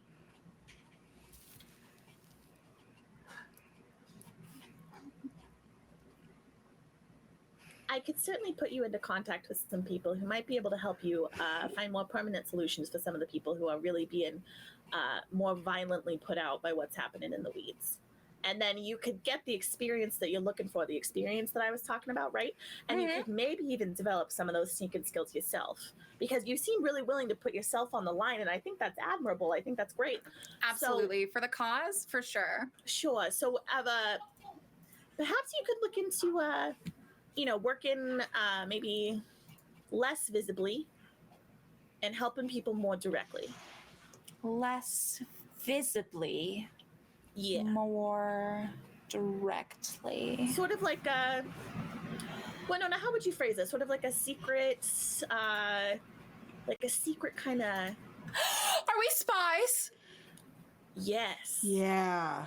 Yes. Mhm. Okay, I've always wanted to be a spy, and so I'm thinking like we can create like the weeds spies, like spies from the weeds. Like Yes. trying to think of like a good.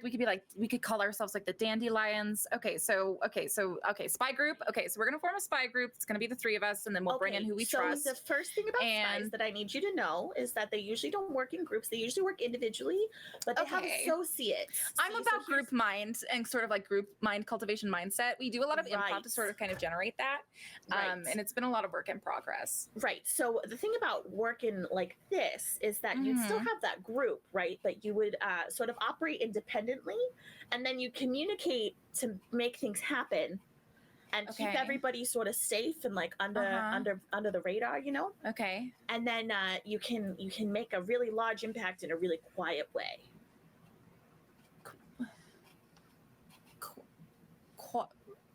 Do you want me to roll a persuasion check? Yeah, go for it. And roll with advantage because Winona's been helping you. So roll twice. Yeah, we'll pick the higher number. Actually,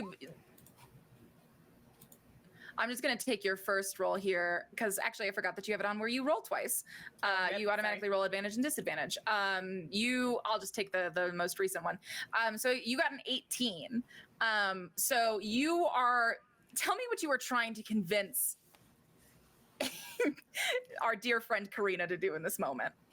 In this moment, I'm trying to convince her to sort of stand down from what she wants to do and perhaps consider approaching this from the perspective of somebody who like isn't necessarily smuggling people out of the weeds, but is maybe like doing some more like underground work to like, you know, dismantle construction crews or like stop people from doing some of the more violent things that they're doing in this neighborhood to more directly impact without being quite so I'm wearing glitter and I'm standing on a stage and yelling into a magic microphone. Winona, she kind of like that feel good? Stops for a second. Oh yeah, Winona, are you looking to add anything in this moment of persuasion? Though you may not be her friend, she considers you a friend to her. And you are probably going to have a pretty great sway on her considering what you say next. So what do you say next? Listen, I trust Brian with so much of me, and I really think it would be a good idea if you listen to Brian. Okay, yeah. You're right. For your safety, for the weeds. I think it's a really good move. You're right. Everyone's going to be gone at the castle today. No one at Tintra's going to be there. I can probably get a few groups together and we can just, I don't know, go fuck up a few construction sites. There you go. I might be bad today. Okay.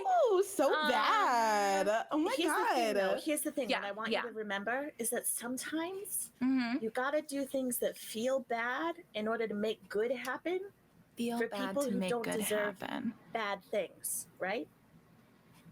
I don't understand fundamentally what you just said to me. Sometimes you gotta hit him where it hurts. You gotta punch up, right? Right, never punch down. First rule of comedy. Right. Is this actual punching in this scenario? No, I don't think so. Unless you're planning to punch the actual construction punching. workers, which like I don't. No, I've never. I punch rarely. So, but okay. So Brian all right. inspects her knuckles. There's definitely like scabs on them. She's okay. So, well, all right. Well, do you guys want to hang out with me today and sort of like make this happen, or do you have plans? I have to be somewhere, and Winona is actually helping me with something, but I think this is a great opportunity for you to use the skills you have and really start making some noise in a new way. I believe in you, Karina. You can do it. You know what, besties? Like, thank you so much. I mean, this is like absolutely what I needed to hear in this moment. And I don't know what I would do without my squad. So honestly, like from the bottom of my heart, thank you so much. It's all about just like inner synergy and strength and just like contributing to each other as we build and as we grow and we make a better world than we had when we came. And I'm just really excited to do that with some really cool besties. You guys go do your plans. I'm probably gonna set a few construction sites on fire and then like we can talk tomorrow. Yeah, sounds good. I just love you both so much. Mm-hmm. You just met Brian. Okay. Yeah. Right, but I could tell we were like besties in like a past life maybe, or like something like that, you know? Mm-hmm. I love you both. Okay, I'm gonna change my outfit for like a better like arson look. So I'm gonna let you go. Okay. Okay, it was as always good talking to you. Okay, I love you both so much. Brian, if you let me know where you live, I will bring you a smoothie in the morning. No, that's okay, but I appreciate it. I'm really lactose intolerant, but I appreciate it. Oh my god, I'm so sorry for your loss. Okay, well, I'll see you guys later. Bye. Okay, bye. And Brian and Winona, you are pretty much like shoved back down so she can change her look. Gladly. And you two are just kind of standing at the bottom of the ladder. I'm really sorry about that. That's okay. I had a feeling.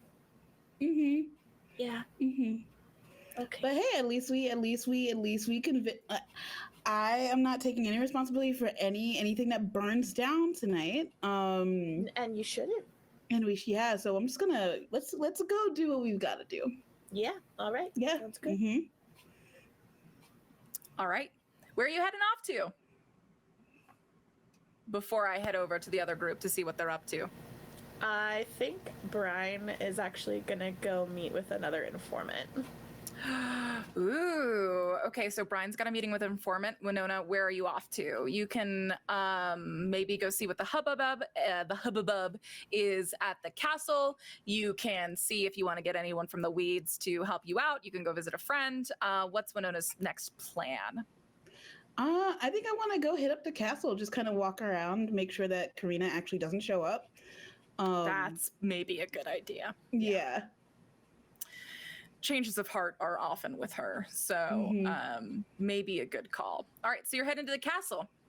And I am going to head over now to our already castle dwelling buds. So that is, of course, Current, Adriel, and Gideon. So, Current, Adriel, Gideon, you are all walking down one of the grand castle hallways to go back to the large chambers. The Arcanon's castle hall, genuinely one of the most what's the nice word for fancy? The fanciest room in the whole castle. Austere? What are words? Opulent? Opulent, I think, is what we're gonna pick. It's the most opulent room in the castle, and it is like you've had to like polish this room 100,000 times growing up. One of the like you fucked up punishments would be coming here and just polishing that entire 20-foot tall statue, and it is miserable and it is not fun to do.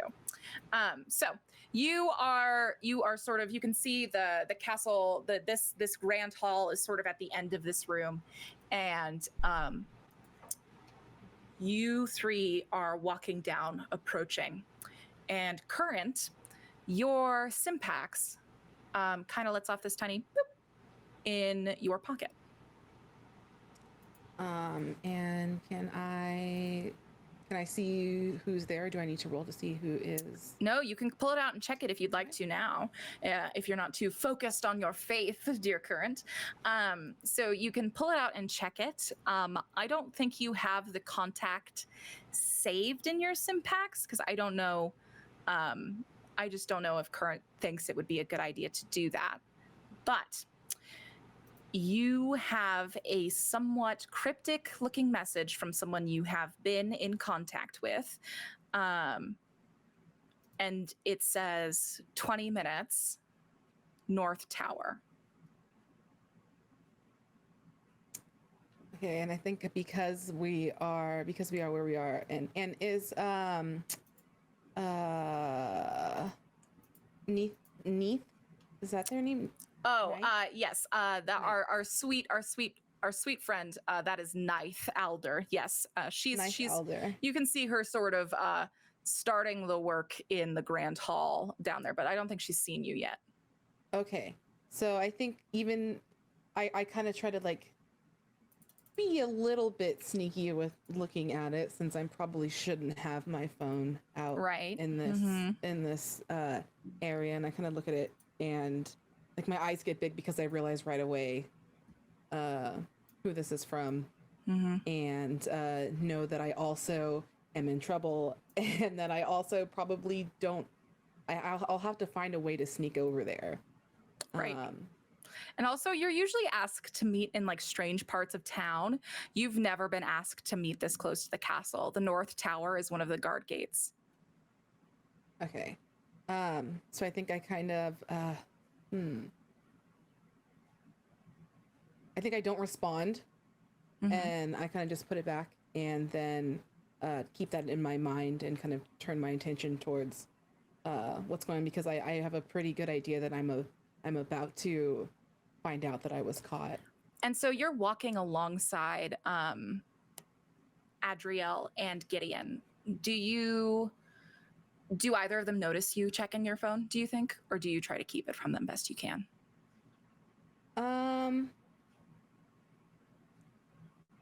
I think maybe Gideon sees me kind of look at my phone real quick and then shove it back down into my pocket. Okay. All right. Are you texting a girl? No, I'm not texting a girl. Don't worry about it. It's fine. Okay. You could be. Look, Anyways. they know we snuck out. What are they gonna do? What do you mean? What are they gonna do? Do you know what my dad had me do? Like, you know how many tomes are in this place? You know how long it took me to dust off every one of those tomes? I'm sorry. Your parents are much more stricter than, my situation. Just tell them that I said I was gonna break something if you didn't go with me, because I'm angry. Just you say, Gideon made me, and they will believe you immediately. It'll be fine.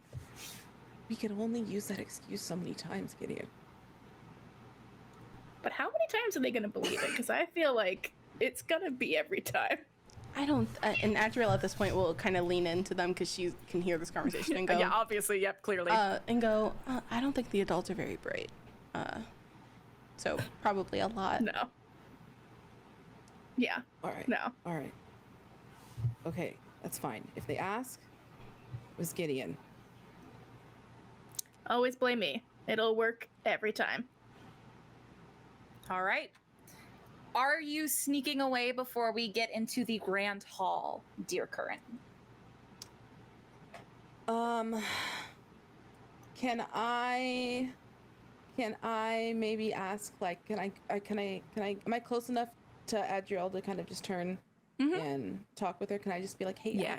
Adriel, I know that you had to take some of the brunt of us sneaking out last night, but I have this thing. It'll be real quick. I'm just gonna go over and I'll just be right back. They won't even notice I'm gone. Can you just cover? Just make sure, my dad doesn't.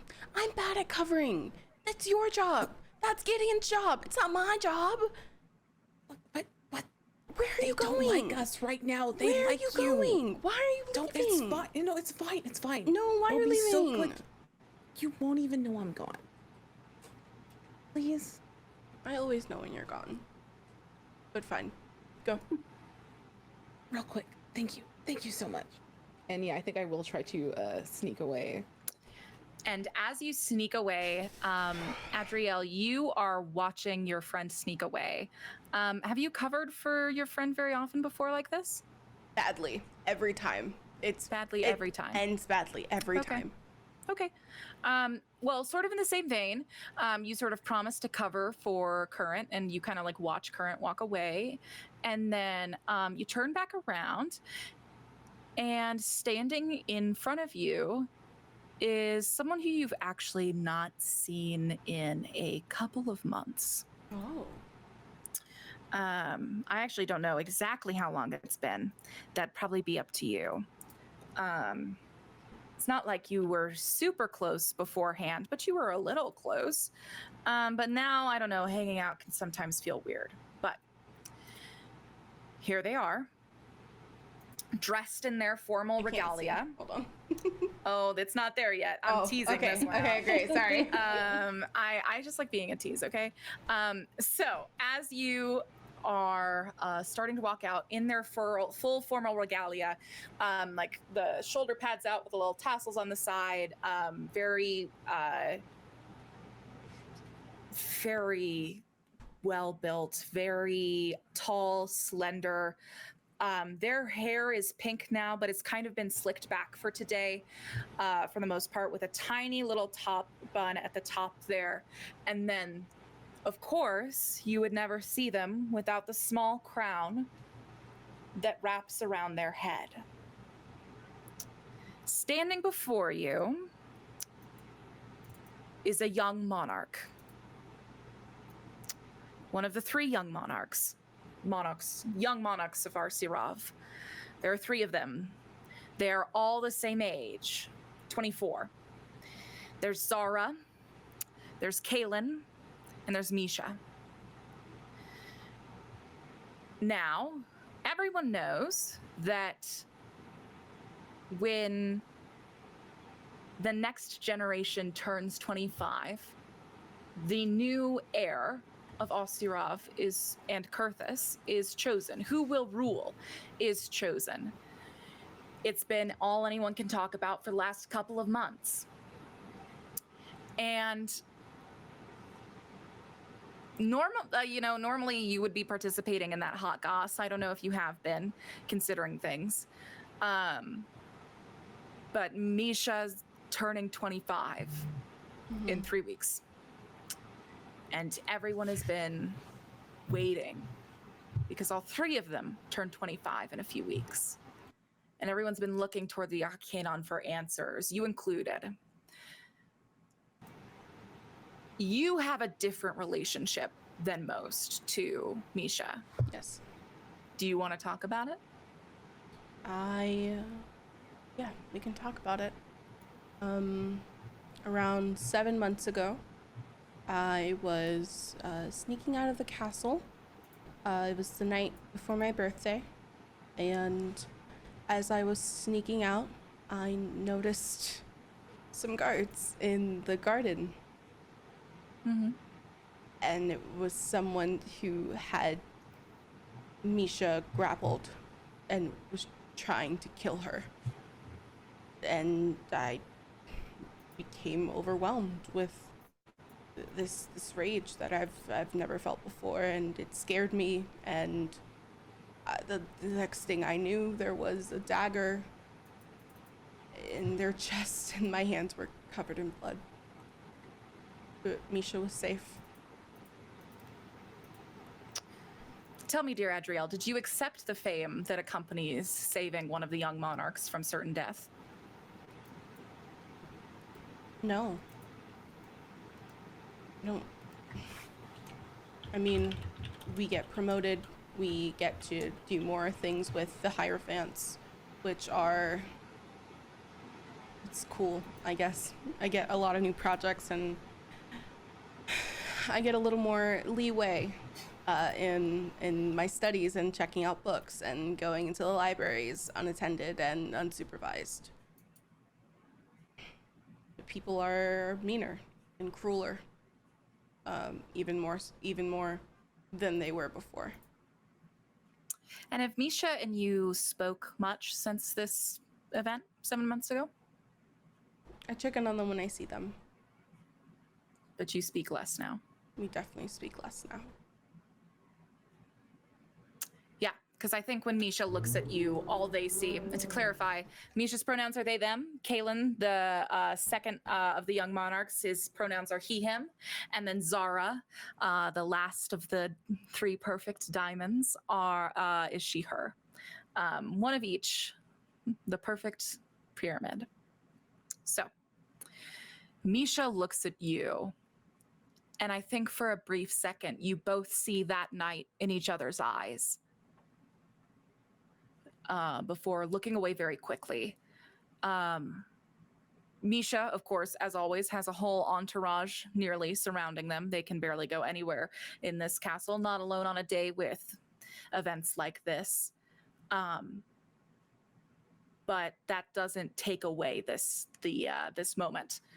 And I think that like these encounters are never not awkward as you two manage to find yourselves. And of course to you as well, Gideon, of course, royalty. So I assume the two of you bow when you realize that Misha is approaching. Thank God. Okay, great.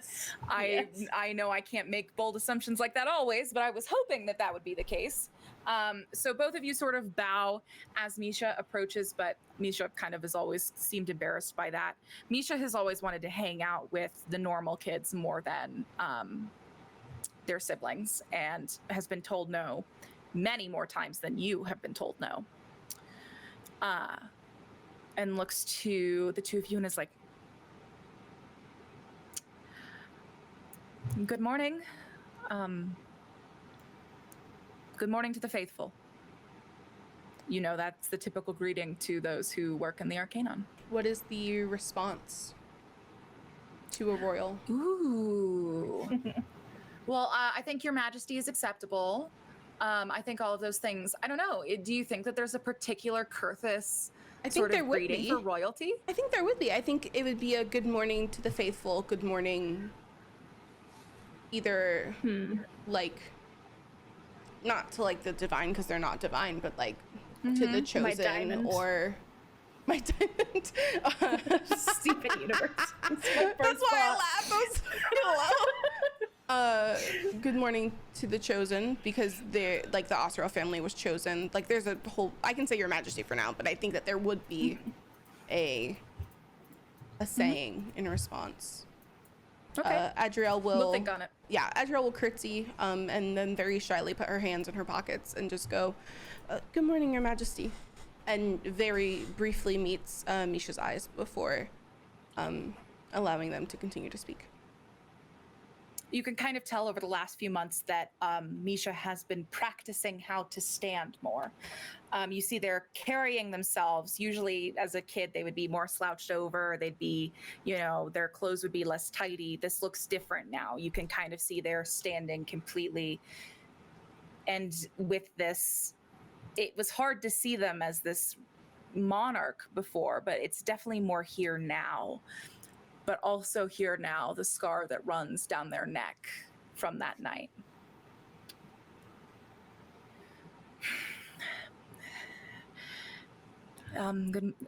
Yes. Morning to you too. Gideon Osmond, Adriel Hollowtide. How may I serve my people today? Are you faring well? Yes. Yeah. Adriel will just let Gideon talk, because, yeah. You can serve us by taking care of yourself today with whatever is going on. Apparently we have to move chairs if you want to do that. Just kidding. Please don't. I'm chair mover. Gideon's trying to like lighten the mood. Yeah, and you can see that Misha like kind of appreciates it, but that you can see like the gradual disapproval of literally everyone else in Misha's party kind of just like get lower, and they're like, Oh, there's some people around? Oh. yeah, Yeah, there's like a whole entourage. Misha can't go anywhere by themselves after the incident. Well, fuck them. I only care about Misha. There you go. But you see, it kind of does give Gideon to give like a small smile, but it goes away pretty quickly. I think like it's easy for the grandeur of this hall to sort of get a hold of anyone. And she says, it's a big day, but it's a blessed day for your Arcaenon is called for it. Pray tell, either of you know the good news? Would Adriel know, considering that she got an assignment from Toden? No. No, they've been pretty tight-lipped about it. Okay. Adriel just shakes her head. No. But I am excited. Whatever it is. Yes, I'm excited to hear what they've heard from the Divine today. I am off to Arboreon to get in some final prayer. Either of you are welcome to attend with me if you'd like. Unfortunately, Ninth has assigned us to clear the hall. Oh, I'm sure we could. Are you? Oh, yeah, of course. And I think like Misha had like a moment of like wanting to help you solve that problem, but then like immediately thought that that was the excuse you were making to not go with them, and so you can kind of like witness them like retreat into themselves, and that sort of that royalty comes right up as a wall over their face, and they nod shortly and say, "Of course. May the Divine be with you," and nods at you, and is kind of swept away by their entourage. I think Gideon waits for the entourage to leave. Yeah. Adriel will, once they leave, let out a breath that she didn't know that she was holding.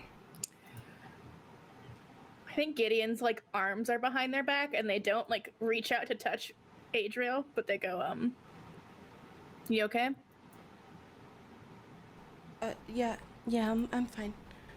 And she will rush over to like the stack of chairs to start dusting them, in order to not sit in the processing. In that feeling for too long. Okay. Don't pick up those chairs. Gideon goes after to go help. He's like doing prestidigitation to like clean them off with like magic, because that's what Gideon would do. Right. And then Current, you make it just in time. That 20-minute marker is ticking, and luckily you make it there with plenty of time to spare. Tell me, how does your acquaintance usually dress for these kinds of encounters? I think that they're trying to give the ode of being sneaky, but they're also a person that tends to want to show off. And so they have kind of like it would be kind of like a sleek kind of jacket on, but maybe it's got some loud color points on it. And then just a pair of, not jeans, but like a kind of like office type slacks going on, and just some regular like all black tennis shoes on. And we decided on he, him pronouns for this person? Yes. Cool. And nothing else besides that, right? Just to double check with you? Yes. Perfect. So you are outside. I'm going to drop this token down as well. You are outside, and you see this person already leaning up against the wall. I think you've learned his name by this point. His name is Merrick Holtz. and he is leaned up against the wall. You can see that he's got kind of like a signature jacket, the popped collar up. It is a pop of color. It has a sort of ombre to it, this dark navy to this bright teal. He's seen it all the time. Merrick is leaned up against this wall, definitely wearing a cool pair of glasses, just because that's the vibe. We're pretty close to royalty. He's got like that kind of like pompadour look. He very statuesque, probably like 6'5"-ish. Seems to work out often, kind of just seems like a person who thinks that, I'm not going to say that, a person who finds value in physical fitness being the thing that they consider their only hobby. And that's sort of the look. And leaning against the wall, some sort of pipe in hand, flipping through on the simpacks with the other. I think that I kind of walk up and I'm a little bit irritated, and also at the same time kind of worried. Like, are you kidding me? Do you know where we're? Why would you want to meet here? Just a quick meeting. Merrick, do you know what day it is? And you want to meet here in the castle? Yeah, I know what day it is. It's the dawning of a new era. I'll tell you what.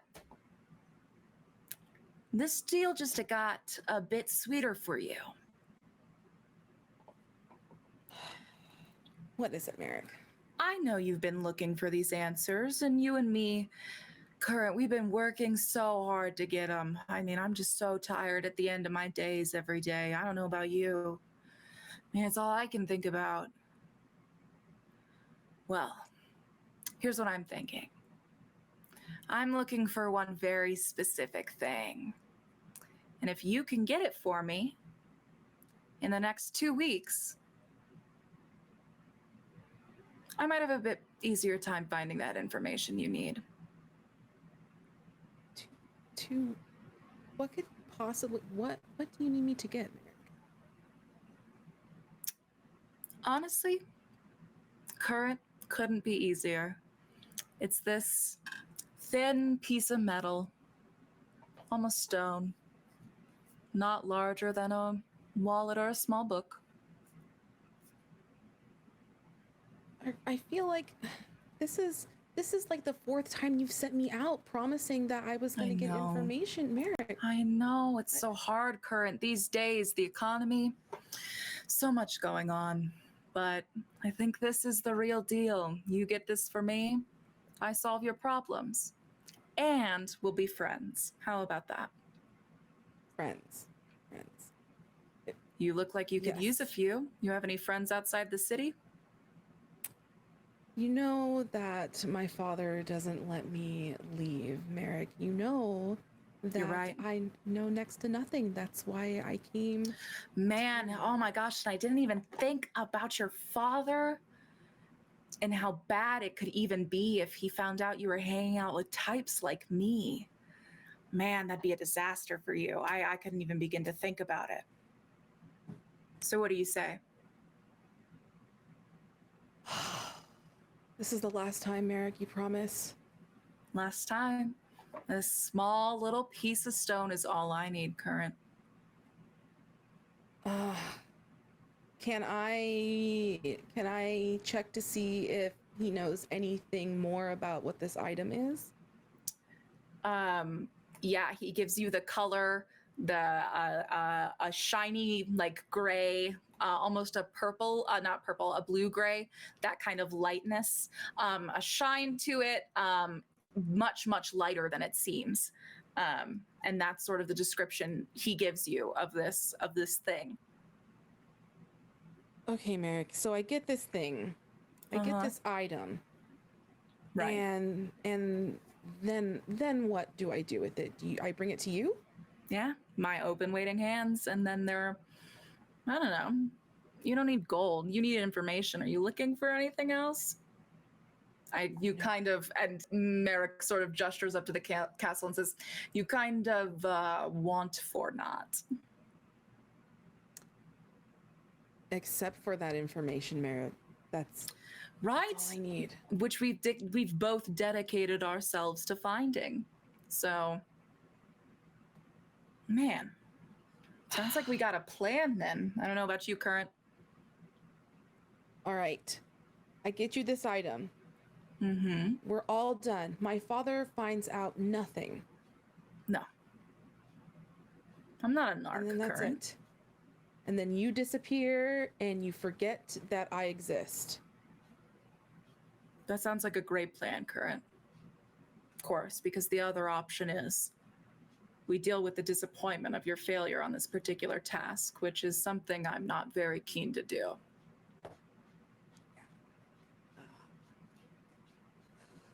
Okay. All right. I will get this item for you. We'll do it. Thanks, Current. Man, you're real fun to be around. You know that? You're a real ass. You know that, Merrick? Yeah, but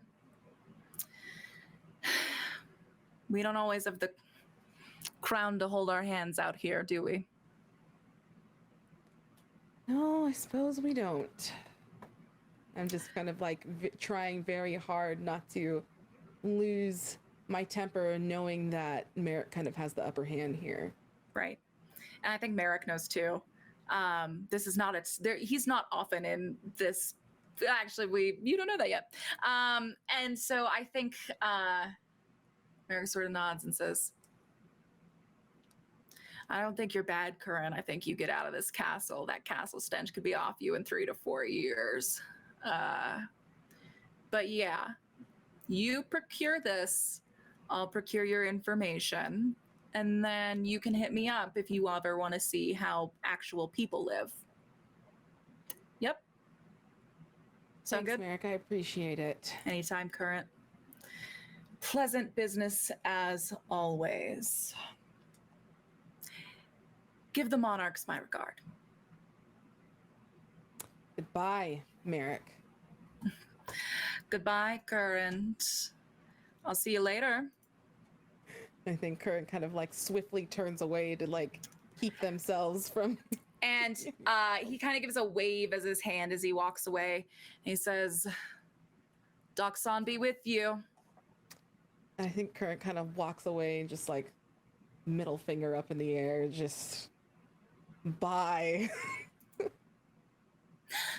You hear a gasp as one of the Arcaenon, whatever the word for nuns is in this universe, standing on the parapet, gazing down at you, goes, oh, Current!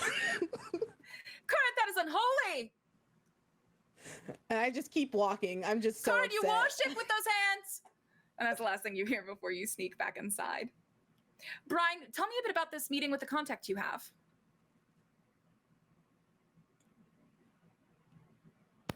I'm sorry, I was laughing. Okay,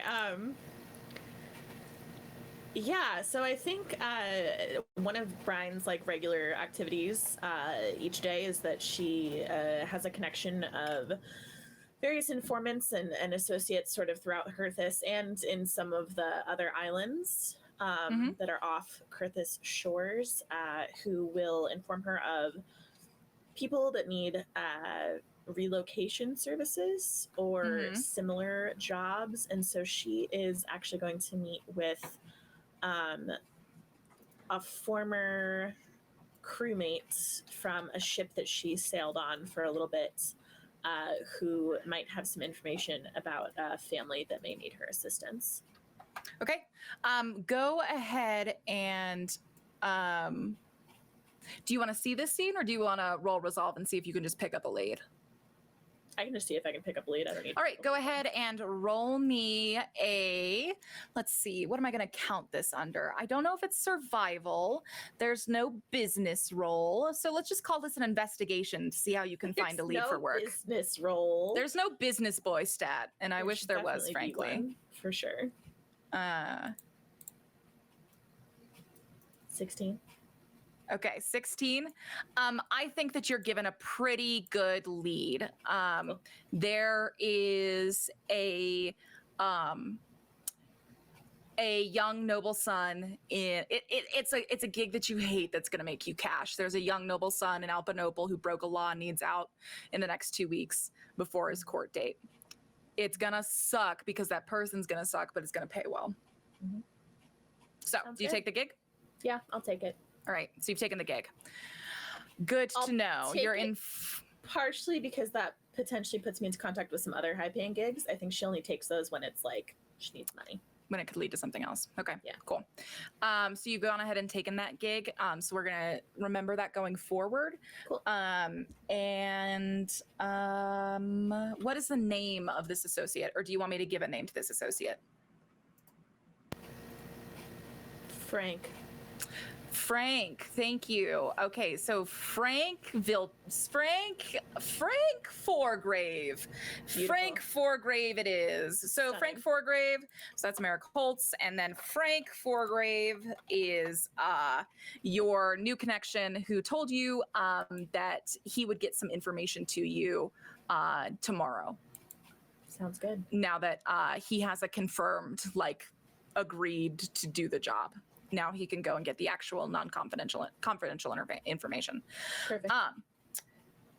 Winona, what does the rest of your afternoon leading up to the castle, the Arcaenon's big announcement, look like?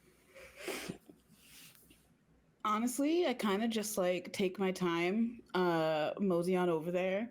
I've always got like a little stack of flyers on me or something, so I'll probably like stop in a couple of shops or whatever, and like kind of staple them to that bill, like to those little cork boards that kind of have like all the stuff that's going on in the area on them. Just saying hi to like neighborhood people, saying what's up, making my way downtown, walking fast. Okay. Go ahead and just mark on your sheet. Actually, I'll mark it on your sheet. I'm remembering that. Okay.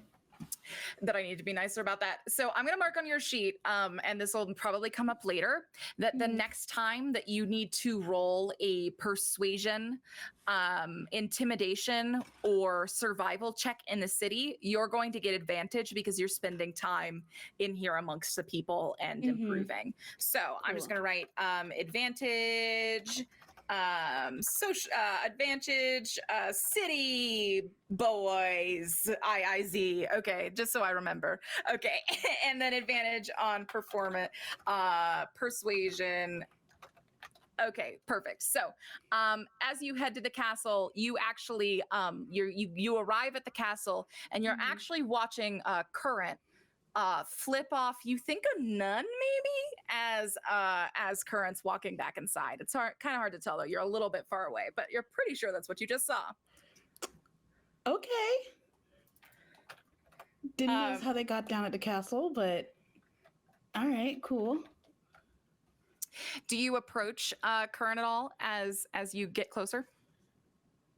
I'm kind of curious as to why they flipped off a nun. So yeah, I'm just gonna, and they also kind of look familiar. Yeah. Remind me what your relationship with Current. Tell our friends at home what your relationship with Current is. Just remind me. So, I like to go out and converse with the people. Sometimes at underground racing events. And I may or may not have run into Current at said shark racing event. Yeah. We want more. What happened after you ran into Current at that event? And so Current was about to race, and I was like,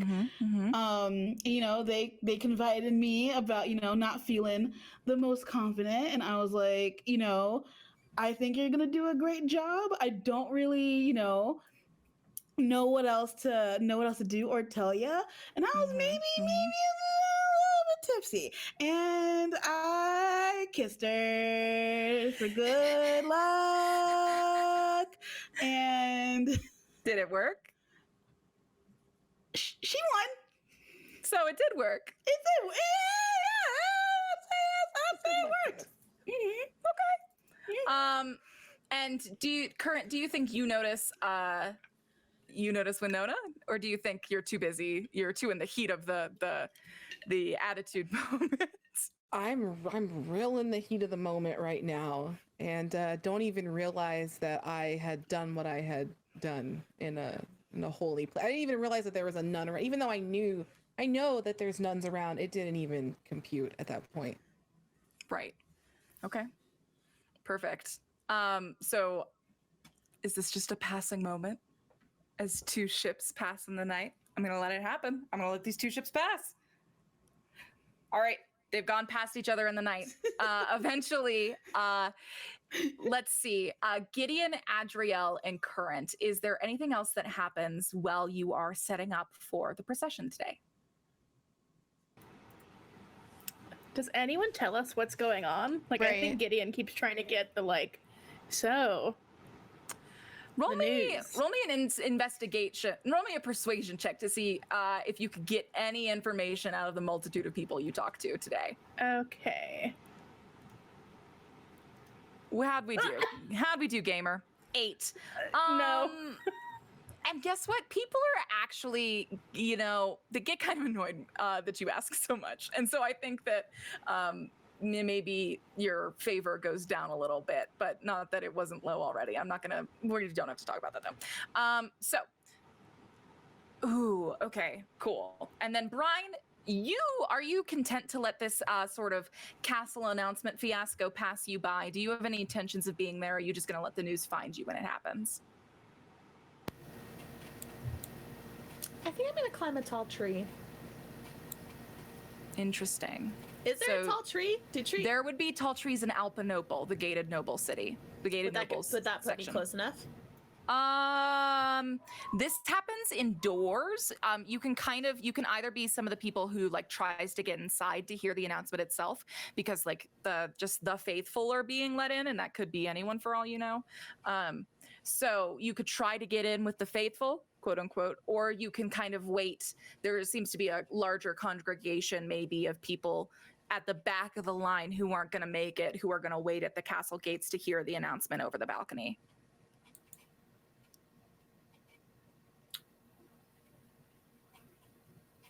I'll wait. I Okay, don't think so she's you're going waiting to try to get inside. Okay, cool. So before the procession begins, we've gone through our day, we've had our lunches, the sun is setting as the wheels keep moving. The wheels of, obviously, time, power, entropy, all of the normal ones. As Kurthis keeps floating and the wilds keep moving and engulfing below you, the sun begins to set. And from Kurthis, you can see every star in the sky.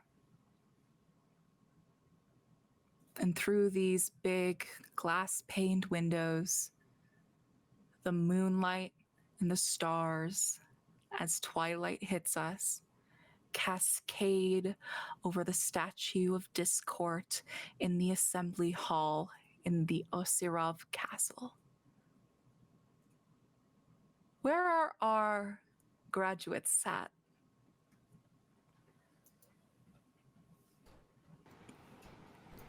I think Adriel is like right here, like up in front. Like I think she's right here. Okay, so Adriel is in the front of the classroom. Perfect. If I had a token here, I would say Gideon's also front row. Let me put your tokens down. Let me go ahead and throw your tokens down here on the board. You can tell me where you sit. There's yours, Gideon, and Current here is yours. Now, so you can go ahead, and if you're sitting by your friend, sit by your friend. If you're not, you're not. I think Gideon moves to the other aisle to give Adriel some space because a bunch of people are going to be around here. And I think she doesn't want them to be like, oh, there's Gideon sitting by Adriel. Like, so I think she that probably wouldn't go over well, would it? Yeah. I think what happened was you tried to sit next to me and one of the adults circumvented it. Ooh. Oh. That's what I think happened. But you tell me if that vibes. No, I think that vibes. I think that Ninth has your fucking number today after, because I think Ninth got chewed out for you guys escaping last night, and so Ninth has just kind of got like a bent. So you go to sit down, and Ninth says, Katie, I can't move my token. "Oh no!" And she comes and she puts your arms over you too, and she says, "Gideon, Adriel, you know what today is?"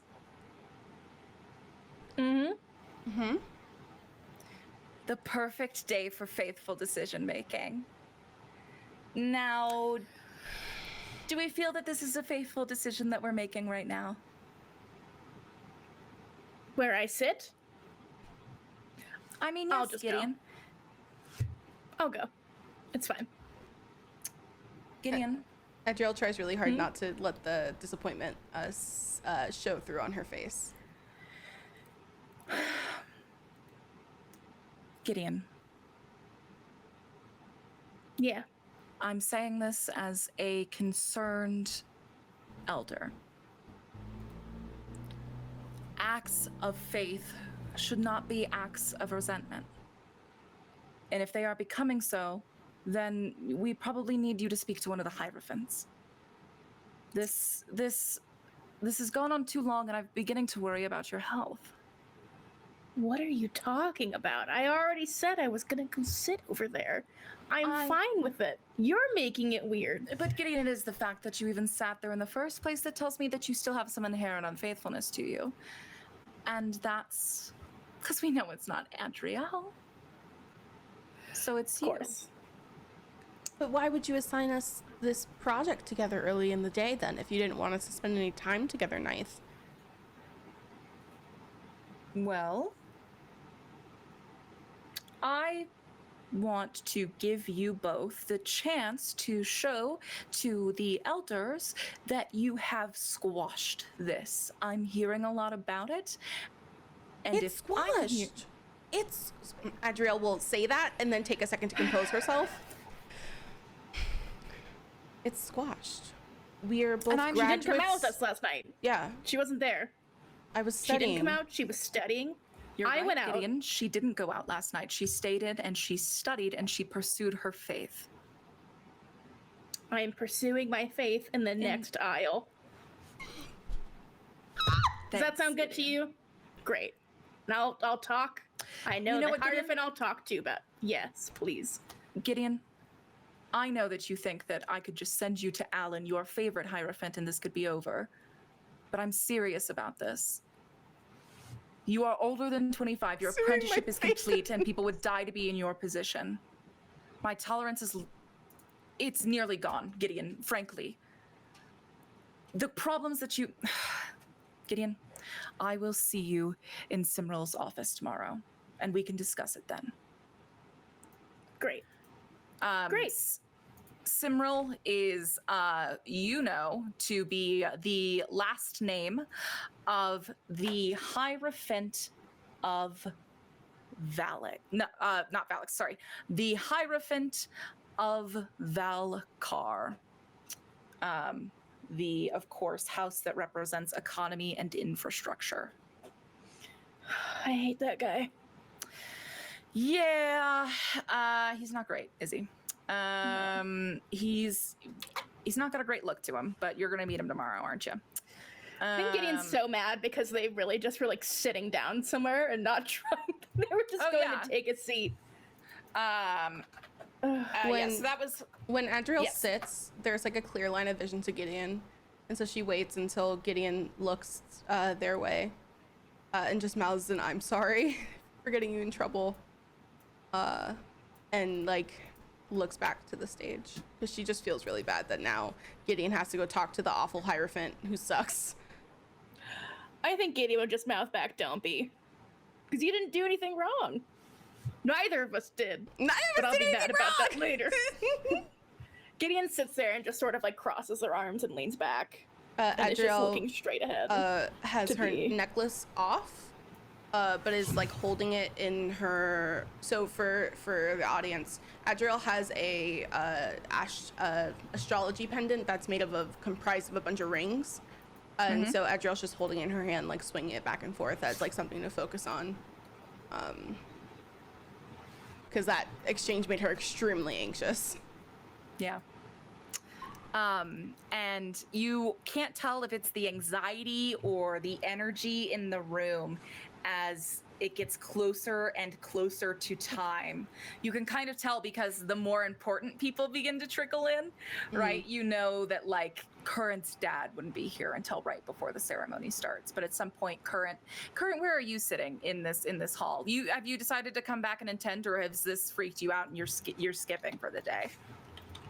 I think I did come back just because I want to make sure things seem as normal as possible, since there's so much extra stuff that had happened beyond me just thinking that I was in trouble. And maybe like I'm sitting next to Adriel right now, and I kind of see her playing with the necklace, and maybe since we've been friends for a long time, I kind of recognize that she's anxious, and so I just kind of lean over and ask if she's okay. Yeah, I'm sorry. It's been a long day, and like Ninth was really mean to Gideon for no reason, and I feel bad. I'm sorry. Look, I should have never asked you to cover for me. You were already going through a lot, and that just... Look, I'm sorry. I need to think about things before I do them more. I just want... We don't have to discuss this here. There are too many people. But later, maybe you could tell me who asked you to sneak to the tower. Yeah, we have to talk, but not here. My dad should be here any minute. Yeah. Mine too. And it's at that point that you can kind of see that like as the nobles are trickling in, right? There is kind of a separate seating section for them, and you could go sit with them, but you're not. You're sitting with the devout, very devout. You're very devout. And so you see them both come in. Do either of you like go to make contact with your family figures as you see them strolling on in? Do I see Alan? Alan is not here yet. Okay. I'm stewing until I get to make annoyed eye contact with them. Okay. So I know something happened. Alan is unfortunately not yet present. And there is this long moment of waiting, of silence. Eventually, you do see everyone kind of quiets down. There is a balcony up to the top left of this grand cathedral. It is a single balcony. It is off to the left side. It's not pictured in here. It's actually a bit, whoops. That's the wrong people. So there's about to be a lot of people in this scene. Please forgive me. So you can actually see that monarch Renat, pronouns they, them, thank you, has taken a seat on the balcony. As the royal presence. I would like to show you. But every other royal family member is seemingly not present. So, does anyone have anything to say or do before this procession begins? All right. So, waiting in this chamber, your back straight in the presence of all members of the Arcaenon come in as you are that close to ceremony. And you see that they will light these almost like incense cones, but they have sort of shapes cut out of them. And you can actually see that they will light them, and then they will kind of push them up into the air. And the smoke will just come off in wisps as you see several members of the Arcaenon lighting these cones and lifting them up until they're floating like stars. And the stars inside kind of blend with the stars outside. And there is a divinity to it. of staring at this statue cloaked in starlight. There is a little spark there, you can't lie.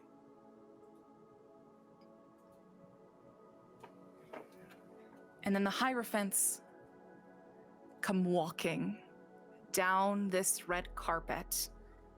After everyone has been seated and the crowd has been hushed, each one of them, representatives of each. First, the previously mentioned Hierophant Monty Simril. Of course, this is Monty Simril of... Do you have any guesses? Do we remember? The economy house? Yes, of Valkar, economy and infrastructure. You see his neat little... He looks yucky, so that's how I guess. How dare you? And you see him sort of the first to walk down the aisle, come and stand there. Followed shortly by... Well, Gideon, do you want to tell me who this is? Much younger looking than he actually is, I will say. This would be Alan, Gideon's godparent, who raised them after their parents passed away when they were a baby. And he's definitely the least, not professional, but held in highly regard of the hierophants. Though that's saying something. Probably just the most approachable. There's still a warm smile to it, and as he walks, they, right? Yeah. Yeah, as he walks down the aisle, he does kind of give you a hey kiddo kind of nod. Gideon smiles at him. Yeah, and you see his eyes light up. He truly adores you. Same. And goes both ways. Then come the last two members of our dear system. The third Hierophant begins walking down the aisle. Both of these final Hierophants command a presence, both in different ways. This Hierophant, as she walks down, conjures perfection. Everyone who she passes, people are drawn to stand taller, to make themselves seem more in this moment, perhaps. They straighten themselves up and they, well, maybe fear. As the leader of Valksor walks down the aisle and comes to a head, the third of the Hierophants to arrive. This is Verena. Not Karina, not to be mistaken. But you call her Moore. Her last name is Monod. Madame Monod, one of the most terrifying people to be around, truly, or to train under. That's her. And then last but not least, the dearest to some of your hearts. With an effortless perfection, she strolls down, the only member of the Hierophants dressed in a beautiful ball gown. Out of all of them, she is the closest thing to inspiring devotion. And it is our last Hierophant. The Hierophant of Valara. Adriel, that's your class. Mm-hmm. She stands before you. And there the four Hierophants are. And there's a moment of silence as they all stop and look at the faithful below them. And you see there's these four small little stands up on this plate, which they are all standing, part of this massive statue. And you see they put a handful of soil down. You see that they strike a flame. They lay this basin of water. And they invoke this breeze throughout the room.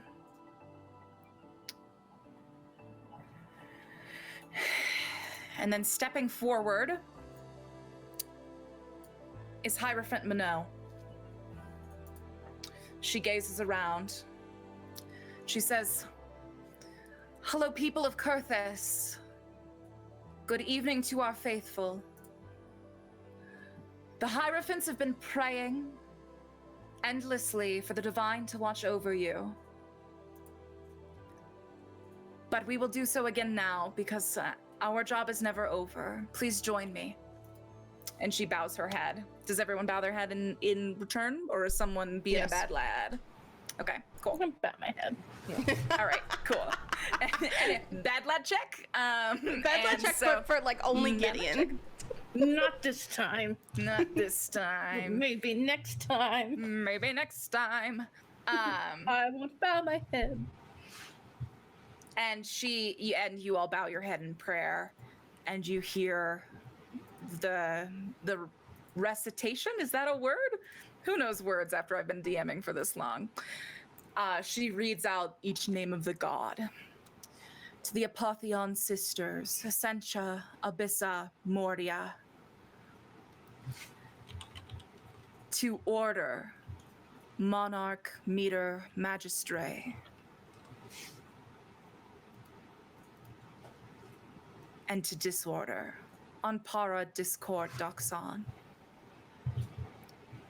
We pray as a people, as all of Kurthis, for your favor.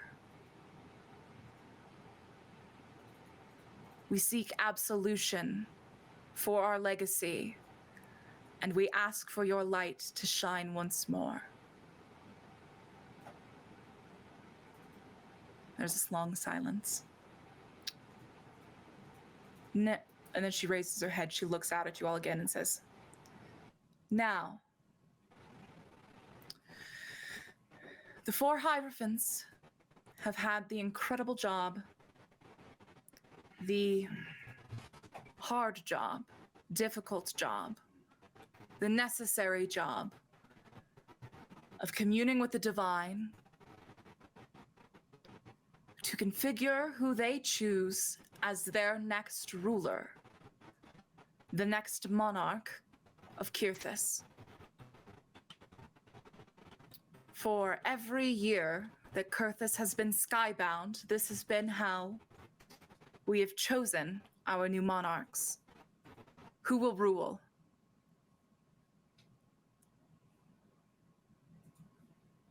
And today, we are facing a similar decision. And at this point, the door opens a final time, and the 3 young monarchs step forward. Zara, Kaylin, and Misha. They all step out and slowly, in this respectful silence, but also this like juicy silence, like, oh, you're finally getting what you hoped for, right? As they are led to come join the 4 Hierophants up here at the pedestal. And they are gathered. The 4 Hierophants are sort of surrounding them as they are left to stand and sort of face out.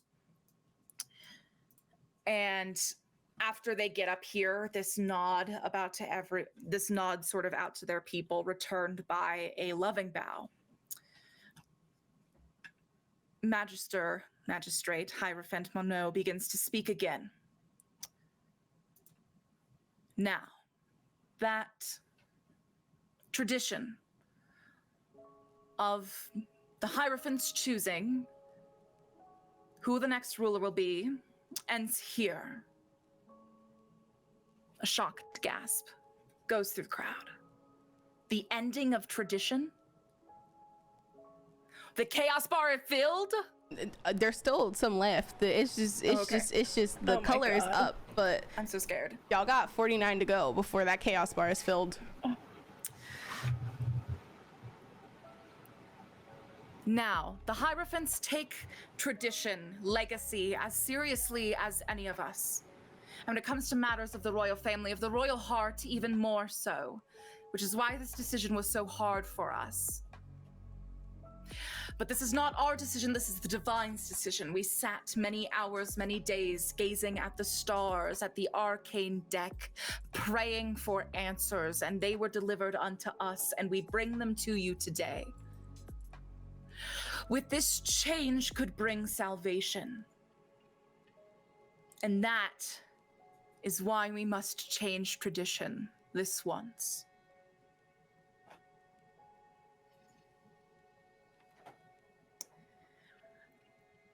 We have heard of an ancient prophecy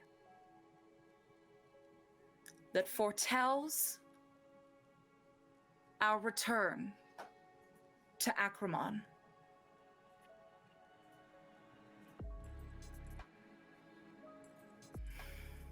Return to our home. Return to the ground. But this prophecy has been lost to the wilds. And it must be found if we are to be the generation that reclaims the honor of Kurthus and civilization.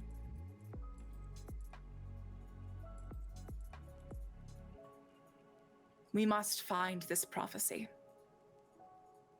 And so we are left with a simple task. Their Majesty, Misha Osirov, Her Majesty, Zara Osirov, and His Majesty, Kalen Osirov, will each pick a champion. And this champion will descend into the wilds to claim this prophecy for Kurthus. And when this champion is able to do that, it will prove not only to the citizens of Kurthus, to the royal family, but to the divine, that they are chosen.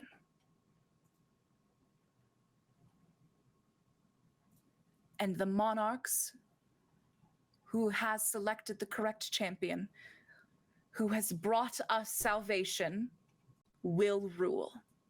Chaos bar is full. Oh, fuck. Now, we must select the champions. Firstborn, Zara Osirov, Her Majesty, first of her name, step forward. And she steps forward. And this is where I will insert my chaotic choice. Oh, hell yeah. Thank you, chat. Actually, I'm gonna save that chaos. Hey, chat, I got you. We'll see it at the end. She steps forward. Her Majesty Zara Osirov steps forward. She is probably the most stern out of all of them.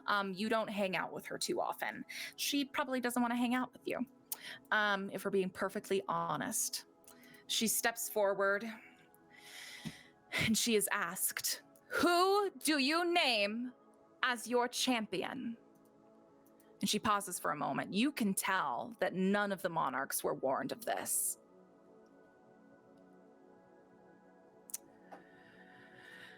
She breathes for a moment. She's weighing her choices. You see her eyes flitting to several people in the audience. Hierophants, you four, I honor your faith, and I thank you for your divination. My champion is the noble Enzo Sabine. And Enzo Sabine steps forward. Enzo is one of the most devout members of all of the Arcaenon. Is hypothesized to be taking over for Minot after she steps down. He is bulky and tall, and he looks like a giant longsword would suit him. Also, maybe heroism. He's got the look down, dashing, sparkling eyes. You're like, oh, okay, well, that's obviously your choice, as he steps forward to the top in this sort of a grand moment. And then Secondborn. His Majesty Kalen Osirov, second of his name. He steps forward. He considers for a second and turns up to the 4 hierophants and says, Hierophants, I also thank you for your connection to the faith. My chosen champion is Kiara Lockley.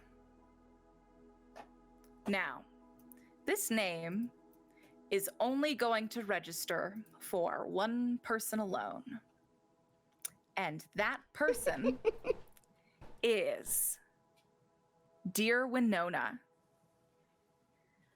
Winona, you watch your nemesis. The muted as fuck was so Muted good. fuck was so good. Walk slowly down this aisle. You see her stop, look at you, give you a sort of, and then continue on down towards the front.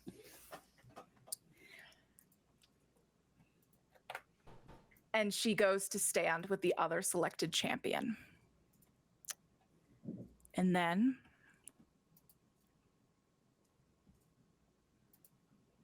Their Majesty, Misha Osirov, fourth of their name, step forward and name your champion.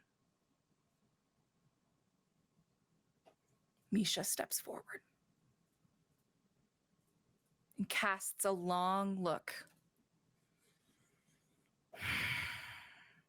and looks at you, Adriel. Adriel looks at Misha with a look of, what are you doing? And it's too late. There's a nod from Misha. And she starts shaking her head as Misha starts And then they turn back towards the hierophants and say, Hierophants 4, I contribute to the many thanks you have already been offered. But I'd like to offer my thanks to another person. That is Adriel Hollowtide, the person who has already saved my life once before. If anyone is to save us, I believe it will be them. Adriel, I choose you as my champion. Adriel will very quietly get up as she feels all eyes on them and is going to try very hard not to faint at this very present moment in time. Adriel, all eyes are on you. How do you proceed to your other champions? Are they standing as well? Yeah, they're all sort of standing off to the side of the stage here. I will also go and stand off to the side of the stage. They are both standing in sort of a proud silence right now. No, Adriel has her hands in her pockets, is avoiding eye contact with most people except for Misha at this point, and very much would just like not want to be perceived at this point. All right, you are shrinking into yourselves as you join the other two champions, and they are both like 6 foot. And how tall are you? She's 5'4". She's baby. Okay, so there's a bit of a height difference for sure. As they all stand here, other people didn't like whisper. There weren't a lot of whispers when the other two were announced, but there were definitely whispers when you were announced. And as you step up, what is the thought that goes through Current and Gideon's heads? I think Current's mouth is just wide open as they've received so much input. They're just kind of like they know that this is not something that Adriel would want at all, and just kind of like watching and like maybe seeing that, like trying to kind of make eye contact maybe to see if I know they're not okay, but What about Gideon? I think Gideon's terrified. People don't come back from the wilds. Gideon's parents died there. I think, This seems slightly trauma-inducing for Gideon in this moment. yeah, I think Gideon's like disassociating, and it's just like, oh, this is a dream I'm having, and I'm going to wake up screaming because this is like a very specific nightmare scenario where Adriel's put on this like, pillar, like, oh, holy Adriel, go die for us, which is sort of Gideon's nightmare. So I think she's like gripping the side of her seat so hard that the wood is warping, and it's just like trying to not cause a scene, because she doesn't know, should I fight the monarchs to stop this? No, that would be wild.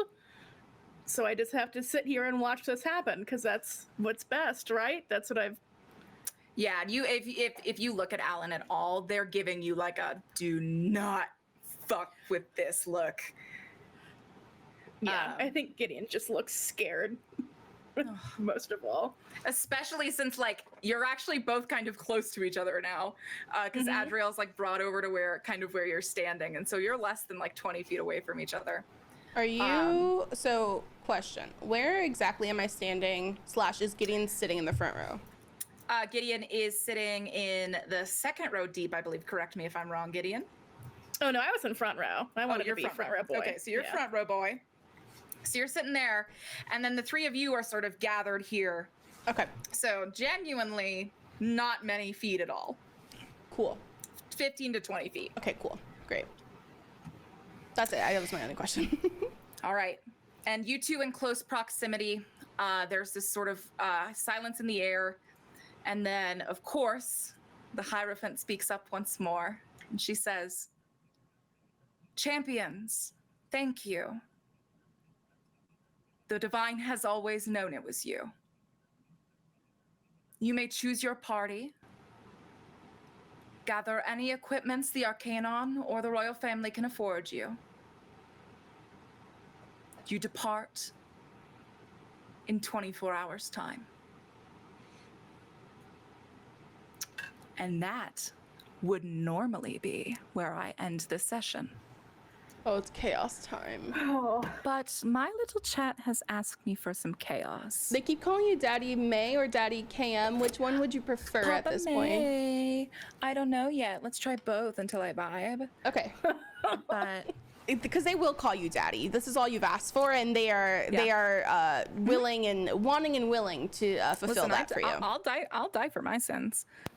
But what we're speaking of chaos now. The way that KM just got so close to the microphone. I know. has me so I'm very clenched. afraid. Well, it's none of you that we have to worry about. No. Oh no! Wait.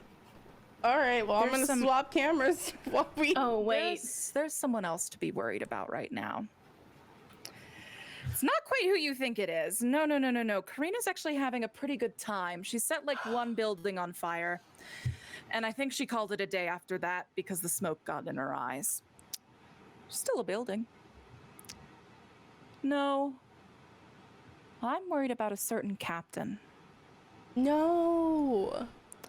who's standing at his airship dock. You see, he's just finished cleaning his ship, which is his favorite activity.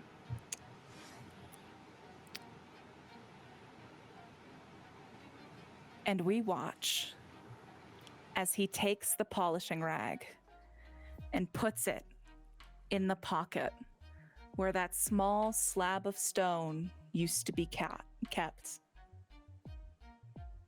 And we watch